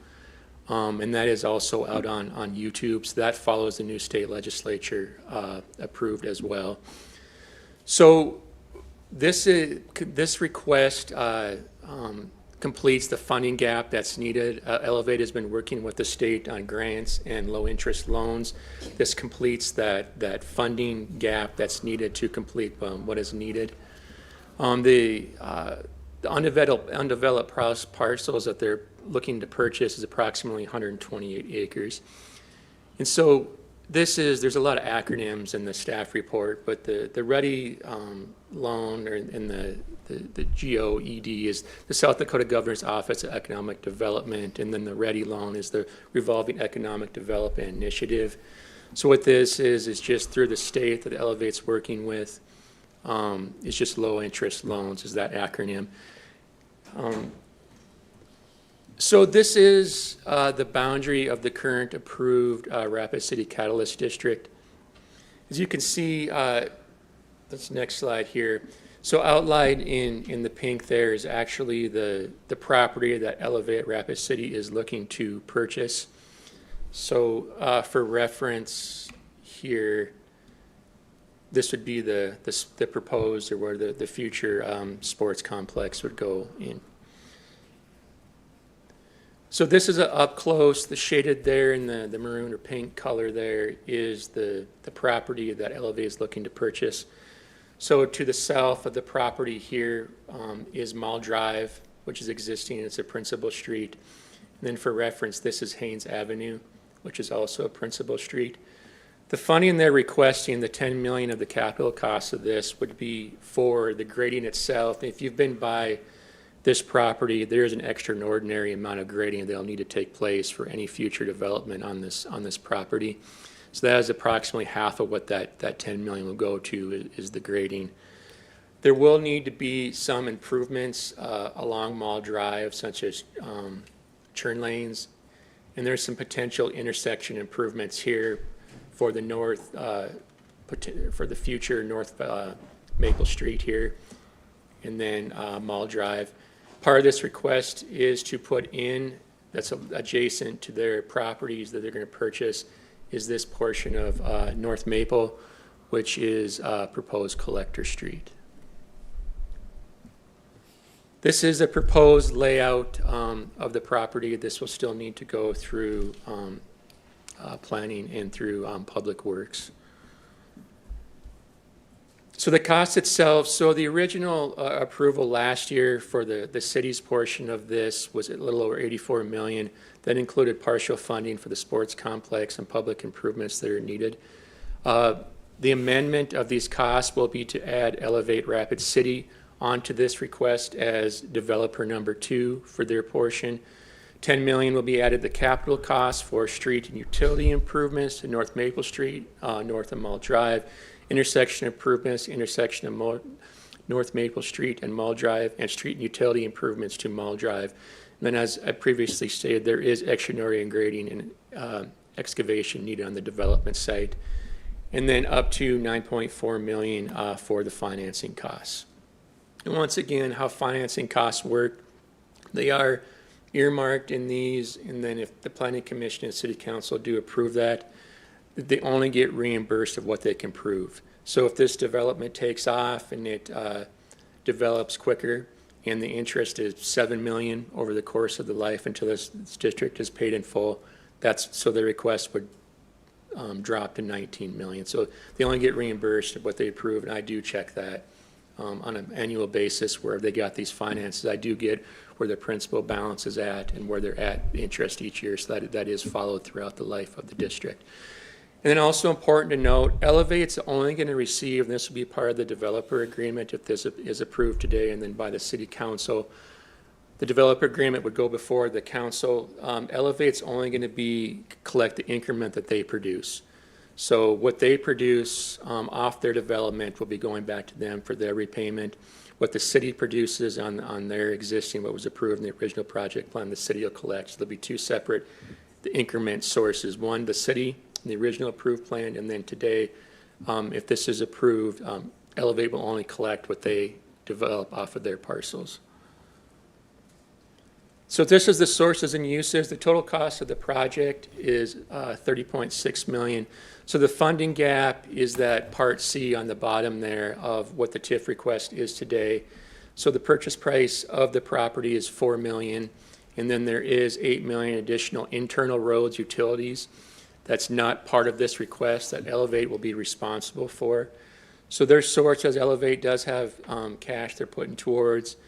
Then outside of the TIF, there would be state funding that they're going to apply for. So the TIF is essentially the gap that's needed for this development to occur. This is a little ugly, I apologize. I got some more close-up ones here. So this is just kind of a close-up of what that slide was before. So they're projecting over the build-out of this a little over $21 million in increment to be generated over the 20 years, which is allowable by state statute. So with the request being 19 and a half, it does show that there's enough increment generated based upon their projections to repay this request back in full. Also what that slide showed previously, so the two parcels undeveloped that exist today are assessed at approximately $26,000. Their build out at year 20, they're anticipating that these two parcels that they're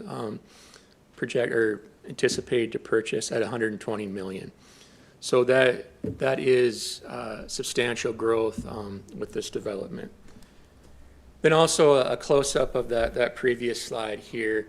So this is the projected build out. So they're projecting, you know, vertical construction to start in 2028 with their industrial tenants coming on here each year and the approximate value of each one of those properties.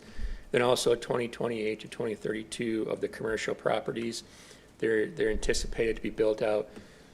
So as tax increment financing works, the increment is based on the vertical construction as this is built out. So if this doesn't go to plans, the build out is slower, the increment doesn't build, and there's a potential for the developer to be short at the end. If there is anything short at the end, the city is not responsible for. That is up to the applicant and their funding sources if there is a deficiency. But the way Elevate has this projected, this will pay back in full within the 20 years. This is their projected amortization based upon their increment calculations with the vertical construction after the infrastructure is in place. So this is anticipated to be paid back by year 19.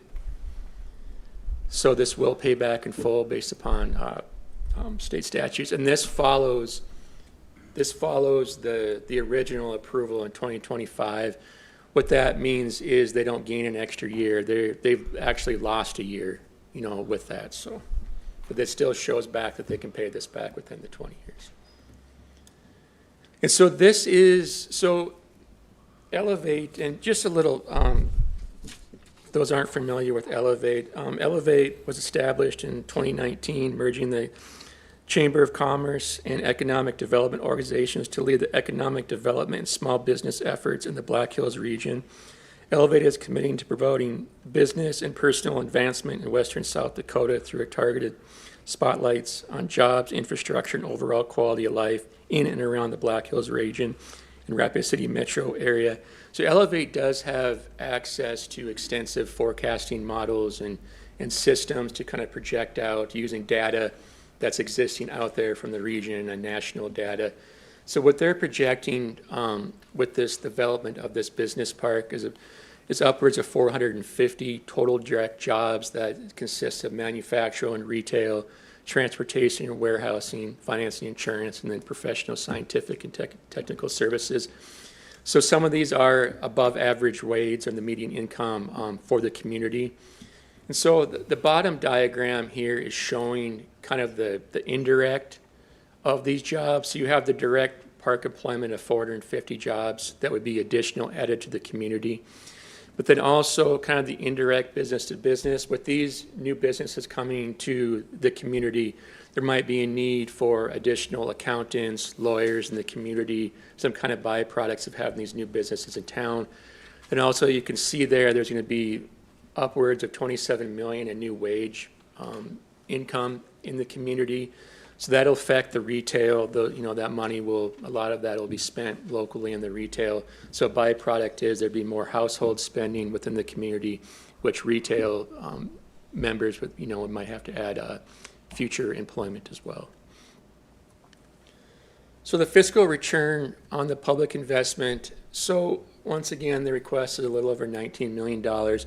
So at year 20, Elevate is projecting that increase in the property taxes to be about 1.6 million additional.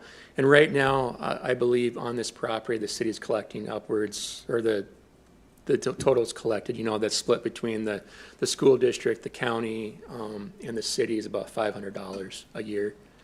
So this would increase that to 1.6 million. That would be split between the entities. The important part of the city here, so the projected municipal sales tax revenue of 2%, that $4.5 million in the sales tax revenue that would be collected by the city, that's important.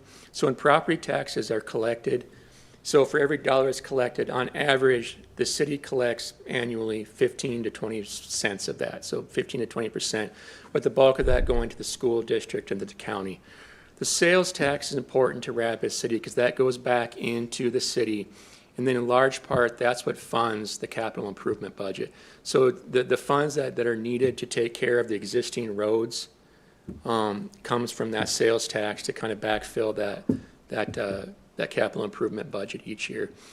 And then also the projected sales tax on the state side is a little over 10 million per year. So the total local impact on this investment would be a little over $16 million annually that would go back into Rapid City and to the state. So the but-for analysis on this, so Elevate could purchase the property, but there would be, without the TIF, with the gap here, what they're asking for today, they couldn't make the improvements, the grading, the extraordinary grading that's needed. They couldn't make the improvements to Mall Drive there needed, and they couldn't put in the Collector Street and North Maple. Also, their funding through the state is strengthened by community support. So having the TIF in place is very important as far as their state loans they're applying for and the grants. And I apologize, this is not part of the slide, but I think this was handed out to you this morning. This is kind of hot off the press. There was a letter of support actually sent to the city coming from the Governor's Office of Economic Development that they are in support of their side of the funding, and they'll work on the consideration of that to fill that part of the funding gap that's needed.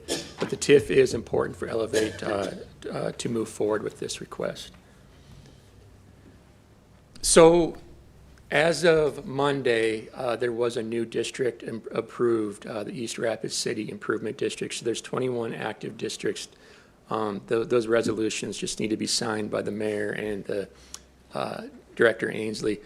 But so we have 20 districts, 12 economic, industrial, affordable housing, and 4 local districts. So currently we're at 2.20% of the total base valuation, total Rapid City taxable valuation.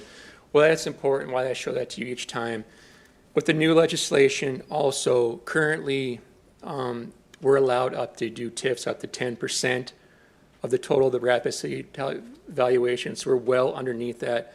Under the current law or codified law, that would mean another $800 million in base value we could use, which is an astronomical amount. With the new state legislation approved effective July 1st, that drops that to 7.5% of the allowable, which means we're still approximately $600 million under that. So we're still within the guidelines, even with the new legislation, even with this I guess the base value has already been set, and so it's part of that 2.0. But just as reference, as of year-end 2025, there's 277 active TIFs throughout the state of South Dakota. And this is just the breakdown of our current active districts. So with that, I will stand for any questions. And Mr. Chair, if it's allowed, the applicant would like a couple minutes to kind of speak about the project, and that might help with any questions that you might have. Thank you. You bet. Why don't we do a motion to extend past 9, since we kind of got a pause? Extend meeting past 9. All right, Vince made the motion. Eric seconded that motion. All those in favor, please say aye. Aye. All right, we'll go to Todd Kenner then. Good morning, Commissioners. Todd Kenner, Interim CEO at Elevate. Appreciate your time this morning. I'll begin by just giving a little color to the proposed project itself. Probably the best way to describe it is if you're familiar with the Rushmore Business Park out in the valley. This is almost a carbon copy of what was done there. Some similarities. One, that project was driven by an economic development organization several decades ago to really set the table for long-term opportunities for business expansion, business relocation. The other common thread is the uses that are represented in the Rushmore Business Park. You have professional business, you have manufacturing, you have government, both local and federal entities that are present within the park. We have the FBI, we have the county, we have RPM, there's Fensky Printing, Respect, Monument Health has a presence in the Rushmore Business Park. There are very few remaining parcels, 5 or 6, within that Rushmore Business Park, and mainly those parcels exist on East Anamosa and probably will not develop until East Anamosa is pushed through, which is probably 2 to 3 years out. What we're trying to do is really provide the next generation of the Rushmore Business Park. Again, it's a partnership. As staff pointed out, we're partnering with GOED, the Governor's Office of Economic Development, and also, working closely with the city. Probably one distinguishing difference between this business park and the Rushmore Business Park is working with the city. We have provided buffers really for the adjacent land uses. Along Mall Drive, there'll be 7 commercial parcels, which really work well and complement what's happening on the Mall Drive corridor. And then on the north side of the property, we'll have about 12 acres of multifamily residential type of buffer zone. Interior, there's 28 lots, 2 to 4 acres.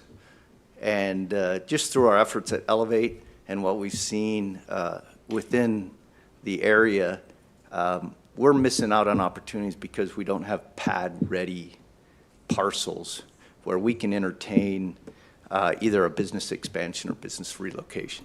So our goal is really to put in place a business park, light industrial park, that really positions Elevate and Rapid City in the community to really have pad-ready 2 to 4 acre parcels to be able to really act quickly as businesses want to expand.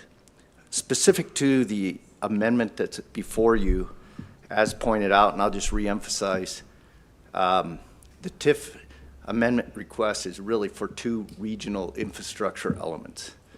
The grading really involves a regional detention and retention pond that will be interior to the site, and then MAPO, which is a major collector on your streets and highway plan.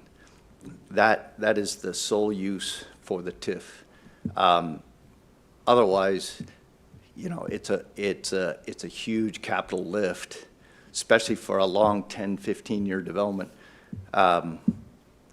for $25 million, which is our probably all-in cost to really get this project in place and ready to entertain business opportunities. Thank you. There might be future questions from the commission, so we'll call you back up. I've got one other speaker request from Lilius Jarding, if you'd like to address the commission.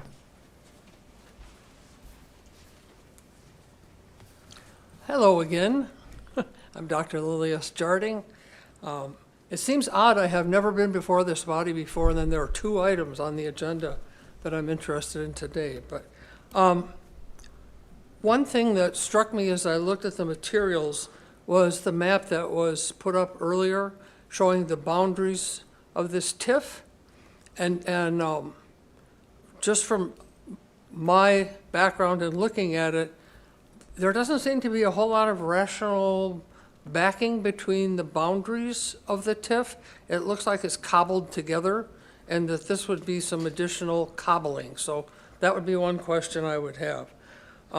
The other thing, and many of you may know this, but I've worked with developing models, doing research, statistical work, those kinds of things. And when people want to do a project, they come up with a model that has assumptions that flash big dollars in front of people's eyes about the income that might come in. I would be able to come up with a model based on slightly different assumptions that were just as realistic, that would show that this project would not bring any money in. So the reality would probably be somewhere in between there, but I just want to kind of flag you to not put too much weight on what a model says. The other thing that really struck me about this is that the northern boundary of this property is immediately up against an area that is being developed for things like a school. There's already a school there. There's going to be a community center there. And I'm sure there's more of a plan, but I don't know what it is. But when we're talking about one document said 10 industrial tenants, 6 was said here earlier today. And I would wonder why those numbers were so different. But when we're talking about industrial operations by a school and by a community center and by the housing that's proposed for the northern edge of the property, I would want to know more about that too. What is this industrial activity that we're talking about putting by existing housing to the west and new housing on the north side of the property and whatever's done just north of there? And then the other question that arose for me is traffic. I go up and down Haynes Street pretty regularly, and when you get north of Mall Drive, it closes off to one lane. And whether this project would bring in additional traffic would be a question. During rush hours, that road you can't even turn onto it. It's just vehicle after vehicle after vehicle. So adding traffic to that, I think, would be something that would be concerning. So I think that's all I got. Thank you. All right, thank you. Eric Hikas? Thank you, Mr. Chair. I'm a big fan of the work that Elevate is doing. I think tech and innovation, some sort of light manufacturing and value add in this community is something that we should put great support for. We're kind of bringing ourselves out of a touristy area that extracts minerals to more of a destination where we're bringing value added and keeping our brain power here. So big picture for me, I'm going to support this.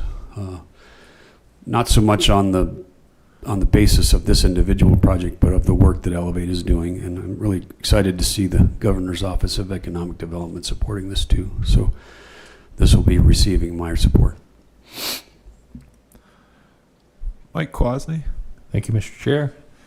I like the proactive versus reactive type environment with this. I think we're being a little more proactive. I did have the same question on Haynes Avenue. Now they talked about Maple, but Haynes is not part of the, we're not doing anything with Haynes? Okay. Not proposed under the TIF, but if I have it right, we still get to see the subdivision plan for this area. Am I correct in saying that? This plan hasn't come before us yet? Vicki? Mr. Chair, you're absolutely correct. And many of the comments that were made by Dr. Jardin, well-made comments. When they come forward to rezone this, and just kind of an FYI, this is a light industrial area, not heavy industrial. So that's pretty clean industry, a lot of manufacturing, those types of things. Banks, offices, those other uses are allowed in that zoning district as well. But this plat would then trigger a traffic impact study. We did share with them that we want a buffer to the north because NDN owns the property to the north and they've got a master plan showing residential. So they are looking at providing that buffer as well. And then we wanted to maintain a general commercial corridor along Mall Drive. Again, even though this is a clean industrial area, we still want those buffering. And so we'll work with them as a part of those rezones and the platting application to address many of the well-made comments by Dr. Jardin today. Okay, I like that buffer comment. I think that's great. I got one other. Where was Liberty Land? Is this the same property that Liberty Land was using, or is it a little different? So no, for reference, and I can, Mr. Chair, if I may, I can kind of speak to the reasoning for why the boundary was set up and approved for last year as well. Maybe start with Mike's and then go into absolutely. So this is the sports complex. So this actually would have been this would have been Liberty Land itself, this parcel that's not within the boundary. And then up to the north, this was also included. This was going to be the multifamily and single family. And then also Liberty Land was over here for future development as well. Okay. Yeah, I thought it was a little different, but I just wanted to verify in my mind. So, okay. Appreciate it. And so the boundary, the way it was approved last year, so this, once again, this is the sports complex boundary. So as South Dakota codified law reads, the boundary has to be contiguous. So all your parcels have to touch and right of way can be used.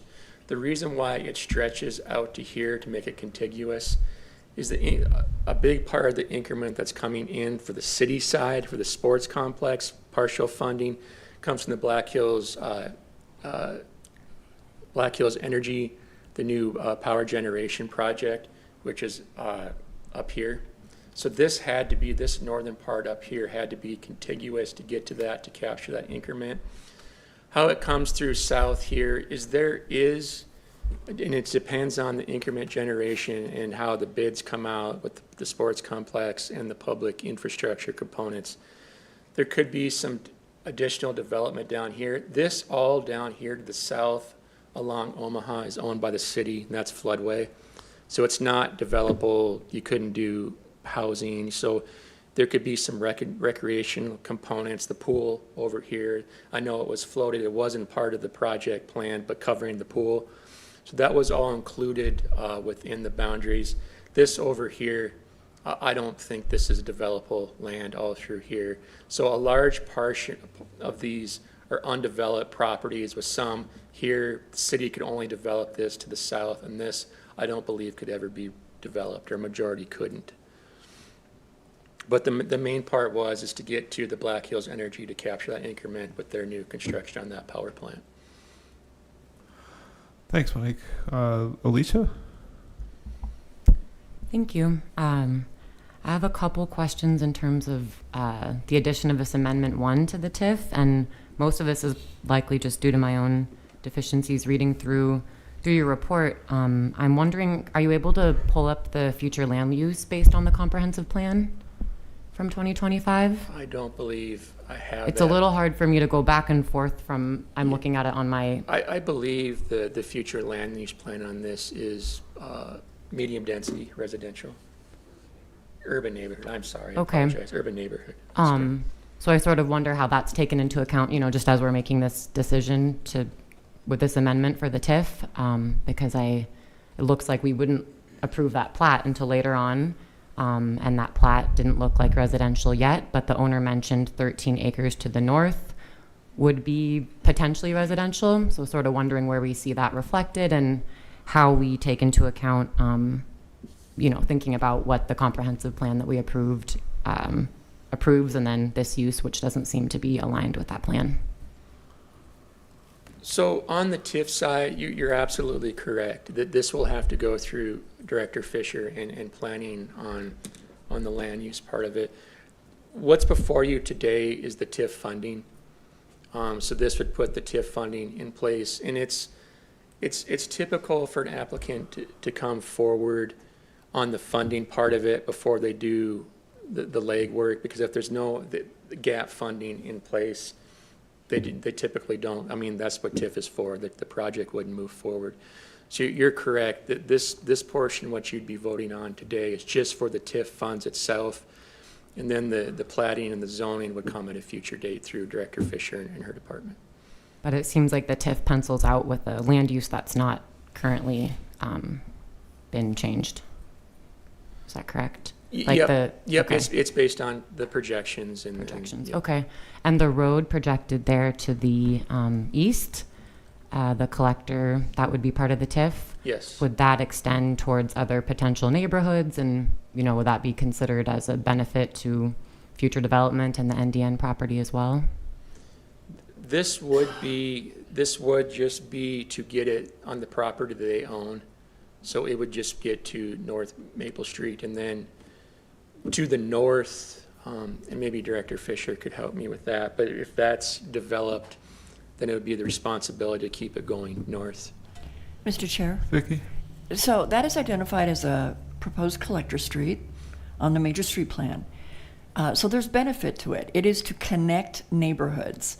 So getting this connection in place will provide a second point of access for that property to the north as it develops, so that it can then take access off of Mall Drive, You see other street connectivity, which we try to do in a systematic fashion so that we've got access off Haynes, Country Road. So this is a needed component in order for our master plan for transportation to get constructed long-term. Good question, by the way. Thank you. Vince? Well, thank you, Chair. Mike, I know you presented more than one TIF in your time here. And I know that the doctor brought up that there was some risk, but there's risk in everything. And as far as the plans that you presented, how many have you presented and how many have been successful the way you presented it? Since I've been with the city, they've gone as planned as far as the increment generation. There has been a small project that did reach, this was 21 years ago that the TIF was created. The public infrastructure that was a part of that TIF went in. So the city did capture that. It wasn't a city-backed TIF, so there was no loss to the city. I believe there was a couple $100,000 loss that was between the developer and their funding. The development just didn't occur as planned. I think actually now there's development that is going to be occurring in that area. But the city did capture the public infrastructure that did get in place. But since my time here, you're absolutely right. A lot of them majority are based on projections. And we do track these annually. Through the audit process, we rework the amortizations based upon the increment captured, and we do kind of we do look at those on an annual basis. But to date, they've performed as agreed. I believe Mr. Ainsley wants to add something to that, if we could let him. Yep, go for it. Thank you, Mr. Chair. I think going back to the commissioner's direct question there, it's important to note that the city is not guaranteeing and is also not providing any of the funding for this amendment. And so while we do believe that it's conservative as far as a repayment cycle, if at the end of the 19 years, which is what's left on this, if for some reason it is short $50,000 or $100,000, whatever that happens to be, that would be up to Elevate to make that whole.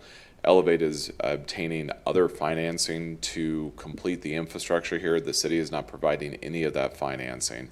And so if there is any loss, if there's any risk, it's going to be borne by Elevate. And I think importantly as well, what we do know is that this is a way that the community can leverage a substantial investment that's being made by GOED or by the state in our local infrastructure here so that we can attract additional companies. Without this gap financing tool of tax increment financing, we really do not have that local match to be able to bring forward this sort of opportunity to our community. Okay. Thank you, sir. Haven? Thank you. Just a couple questions. For my information, where's the state one-stop center? Is that shown on this map that's on the screen? Just south. Right on the south side of Mall Drive? Yep. There's Lowe's right here, I believe, and this would be state. And I noticed that the current assessment value on this property is like $23,000 or $24,000, but they're paying $4 million for it. So how does that factor into the TIF financial information? It's as far as the TIF itself, there's no funds going towards the purchase price of the lot. It's part of their the sources and uses.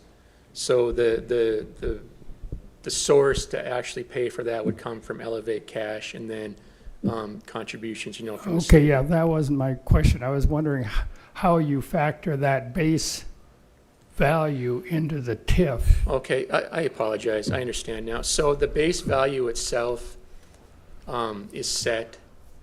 So, I believe the base value of the whole, because it goes off the boundary. So the base value is set at, I believe, $40 million. But off this, you go off, if you don't go off of the purchase price, you go off the original evaluation of the property.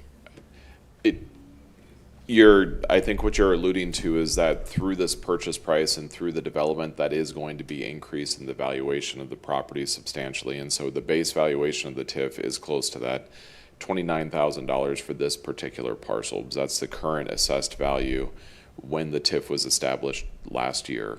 And so through this development, just the purchase of the property and then the grading that Elevate's going to be doing within the next 12 months, there will be substantial increases in that valuation and new property taxes that are paid that are going to pay for this TIF amendment. Eric Heikes? Thank you, Mr. Chair. Move approval of resolution approving Amendment 1 for the project plan for the Rapid City Catalyst District TIF. I'll second. All right, Eric made the motion to approve this amendment. Vince seconded that motion. I do have a few people that still want to talk, but so comments on the motion. John Roberts. You can bring in planning commission members first if you want to, since I'm not a voting member. Let's Okay. get through it. So I just have a quick question for Daniel, or maybe for Todd.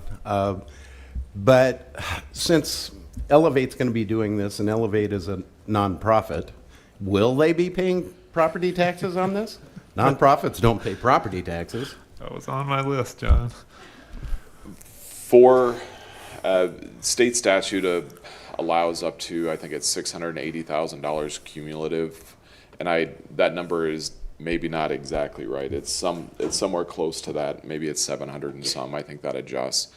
That is forgiven for economic development purposes. I'm pretty sure that the land valuations that Elevate has greatly exceeds that, and so they would be paying taxes on this. When it's developed into parcels, then you'll be paying taxes on those parcels? Okay. That's a significant cost that the EDCs throughout the state pay. And hopefully that will be a motivation to sell these properties as quick as possible, because those holding costs will kill you. So yeah. That was just my main question. I appreciate I got lots that. of other ones, but I'll probably wait until Monday. Thanks. Karen Bowman. Thank you, Mr. Chair. I just have a quick question about the fact that this parcel, the income taxes that come back, that will go to Elevate just for this parcel, and the rest will go to the other. You know, it's separate. You got two different things. Is that done through a resolution, or is that done through a legal thing? How do you do that? It will be a legal agreement that will be drafted between Elevate and the city should this proceed. And so the benefit to the city with this is that if Elevate does proceed more quickly with the developments here than what we had projected, then the additional increment would end up going to help pay off the city's underlying funding for the infrastructure and also the structure itself of the sports complex. Okay. But we will be separating that out every 6 months when we receive the increment. We will know what portion of the increment that comes in for the overall TIF district is associated with this project, and that's the only thing that Elevate would be receiving. Okay, thank you. Is the opposite true? Yes. The increment for the rest of the district pays the city off for the sports complex sooner? Yes. So is that the reason why this isn't a separate TIF application? I mean, I've been wondering why this is an amendment, not a separate TIF. That's not the reason why, but what you said is true, that if the underlying city TIF gets paid off sooner, then the increment would be used to pay this amendment off sooner. The reason why is the new legislation has made it more difficult to do overlapping TIFs. And so since this was already included in the TIF boundaries for the Catalyst TIF, it's really the only option to proceed. I apologize, Lisa, I got on a track here, but this Catalyst thing, we had that phase 2 that was possibly going to be funded by some large industrial client that included a whole bunch of utility work to the west of Haynes Avenue, that's still ahead of the,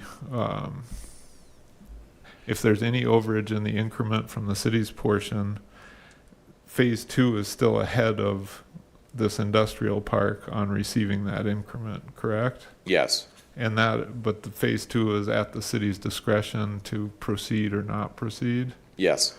And we only have 4.5 years still to proceed with the additional projects with that. And we will not be proceeding unless we see that there's increment growth in excess of the phase 1. And then my memory is not clear, but I think when we saw it at planning, there was actually even a phase 3. And Mike mentioned the, I'll just call it craziness down along the creek. But is that part of the Catalyst District currently, and would that be ahead of the industrial park as well? The phase 3 was not approved by the city council. It was just phase 1 and phase 2. So Okay. phase 3 was not. However, the funds that were allocated for phase 2 are available. And so there could potentially be a reallocation if there is increment that would show that we are able to actually repay that. Then we could look at using those funds for some of the infrastructure along this area, so along Omaha, all of that sort of thing. But that would be done 2 years from now. But that all is in advance of Elevates. Okay. I'm going back to you on this, John. I'm bringing some of this stuff up because I think the council probably needs to decide how hard of a line they want drawn between this Amendment 1 and the rest of the Catalyst District. Would those reallocation of costs, would that be a future amendment to this, or would that be done administratively? A reallocation would be an amendment, so Okay. we would bring that to the council. Okay. And so we will want to be doing that, but we are going to wait until, honestly, probably 1.5 to 2 years to see what the increment built up is, so we can actually accurately determine what realistically is available for some of the extra infrastructure projects, whether it's along Omaha or anywhere else. Okay. I apologize for my detour, but having this as an amendment, there's a lot of, I would say, remaining questions about what's going on in the Catalyst District, even without this. Alicia? Thank you. My only comment, I think, is just briefly explaining I'm going to vote no, and mainly just the time that was put into the comprehensive plan on what the land use should be, and not having total clarity from the written information from the owner and then the verbal information of part of it being housing. But I do appreciate what Elevate does, and I know they're concerned about creating comfortable places for people to live, and that also supports, different values with the economic sort of components. So I would hope that to the north, if this passes, that they do think about those 13 acres of residential and how that will connect to their southern plans and the other neighborhoods in that area. And I hope that city council also takes a look at the comprehensive plan that they approved last year that city staff spent some time thinking about. Thank you. Thanks, Alicia. John? I lost you. I keep turning you on. We could just spend all day here discussing this today. But I want to go back to the comprehensive plan real quick, because if we look at the 2010 land use plan, I remember one of the things, and Vicki will remember this, that really bothered me about it was this portion of property and all of Mall Drive was put in as low-density residential, and they had no commercial aspect against Mall Drive. Do you remember that, Vicki, that we had to get that changed because, and I guess the reason I'm talking about that is the land use plan has always been changeable. Everything changes over time. I think that, because this is a long discussion I had with Elevate about how we're going to buffer this on that north side, because we can't put light industrial, the way that this should flow is general commercial against Mall Drive, light industrial, and then your MDR along the northern part of it to buffer it out from those neighborhoods. But again, to be realistic, this whole property up there probably is never intended to be all residential. There has to be some kind of a general commercial, whatever, you know. Anyway, go ahead, Vicki, real quick, and then I'm going to come back to something else. Mr. Chair, if it's okay. Yeah, Vicki. So one of the things that is spelt out very clearly in the updated comprehensive plan amendment that we just got through in 25, as well as even our existing future land use plan, is that there needs to be flexibility. And one of the things that our current plan, which we'll be visiting with you in the near future about what that future land use plan update looks like. But one of the things that we have not done a great job doing, and this is an area that this might serve as an example, we need to preserve residential. That's the heart of the community. But we also need to open up the concept that there be employment opportunities next to residential areas. We want that walkability. We want to make sure that we are functioning as a more inclusive community in every neighborhood throughout the city. It's the chicken and the egg. You know, do you get the funding, AKA TIF, so that you then start land planning, putting together these design plans takes a significant amount of money. If you don't secure the TIF, then potentially you've spent a significant amount of money and it never gets off the ground. So these are really hard. If it is helpful, we had met at length with Elevate. It appears that what they are proposing with this mixed use of residential, light industrial, and general commercial does fit well in this neighborhood with the road networking that the TIF dollars would go towards making improvements on, and it brings that employment opportunity to a significant number of housing units that exist in this area. One more thing, if you could pull up the map that shows your roads on there real quick, because I see stuff all the time that should change. So if you, this green one up here, that's what, a minor arterial street, the one on the top? A collector street? Okay. And that should have been shifted down to Catherine, to be quite honest, because it shouldn't be coming out of that neighborhood street. It should be coming out of, and we'll talk about that, you know, in the future, because I do know that area real well since I live up there. And we are going to have to be looking at something within the next 5 to 10 years on Haynes to alleviate the traffic up there, because they are, the lady that talked earlier, she is correct. I mean, once you get past Mall Drive and it goes into one lane, it is a mess during rush hour up there anymore. Will this create more traffic? Maybe, maybe not. Depends on, you know, the housing, more housing going up north. And I want to go back real quick to the TIF that didn't pay off. So we had one TIF that didn't pay off, and I believe it didn't pay off, what, about a year ago?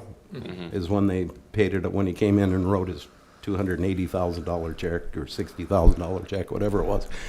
But that TIF could have paid off, because I wanted to put a project on that property 10 years ago, and the city wanted us to completely upgrade Creek Drive, which was $1.5 million, and you couldn't put another TIF on there because there was a TIF there.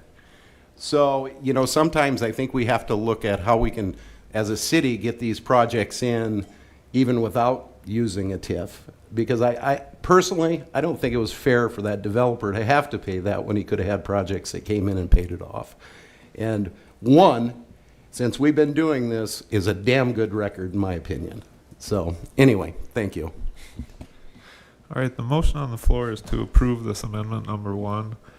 I'm just going to take a personal moment here. I am going to vote for this amendment, but I don't like the idea of amending current TIFs because we don't want to do another TIF. I don't, this seems like separate from the Catalyst project. And so I don't want to do a protest vote because I like this proposed project by Elevate, but in the future, I think these should be separated, even if there's overlapping TIF boundaries. I think that we should just be willing to navigate that as a community and deal with one issue separate from another, because there's a lot of questions that have to be answered through developers agreements and what have you, and paperwork that it would be much easier to do just as a separate TIF. Anyway, any other comments from the commission, questions? All right, all those in favor of the motion to approve Amendment 1, please say aye. Aye. Opposed? All right, the motion carries with Alicia voting no. That takes us to the end of the, we'll call it the regular agenda. Any items to add today, Vicki? Mr. Chair, our Project Planning Division Manager, Marlo Capsa, has asked for 2 minutes of your time. All right, Marla, you're on the clock. I need one because I can yap. Okay, Planning Projects Division Manager, Marlo Capsa. By ordinance, the main purpose of my division is to implement the comprehensive plan. So, yes, I think as everyone is aware, staff ended up putting a little more work into that project than anticipated. However, we did end up with a really good plan because we have a plan that is completely structured around public feedback. And all of our opportunities identified across East Chapter area is what shapes the policy, and focusing on how we can build a better future for Rapid City, period. So, could we, as planners, sit down today using the feedback that we got through that process and come up with a revised future land use plan from our desks? Absolutely, based on best planning practice. Do I feel comfortable? Ultimately, what we're doing with the future land use plan update is spatializing the policy. Where do things fit? Where do things not fit? And everything I've heard today is asking questions around, does this fit here? And we are not going to prescribe a future land use plan to the public without confirming that it makes sense spatially at the geographic level. So we're getting ready to kick off a public engagement process. More to come on that. We're working with Rapid City area schools. We'll be primarily hosting the public meetings there, and then also building a whole entire online engagement platform. But I just want everyone to know this is on our mind, and I'm going to Chicago this afternoon to go to a wedding, and if you want to know how fun it is to go on a trip with me, I'm looking around at existing places that exist, and I'm researching the zoning code and the future land use map and how did this place come to be. So that's the question we are going to be asking the public is, what does this place look like today? What could make it better? So I think I'm probably already over my 2 minutes, but thank you. Stay tuned. All right, thank you. Eric Ikus. Don't forget to have some fun on your trip. Just get a deep dish Chicago pizza or something besides the zoning research. All right, anything else from the staff or commission? I'm running late from All meetings. right. I'll make a motion to adjourn. Okay. Vince made the motion to adjourn. Eric Hikas seconded that motion. All those in favor, please say aye. Aye.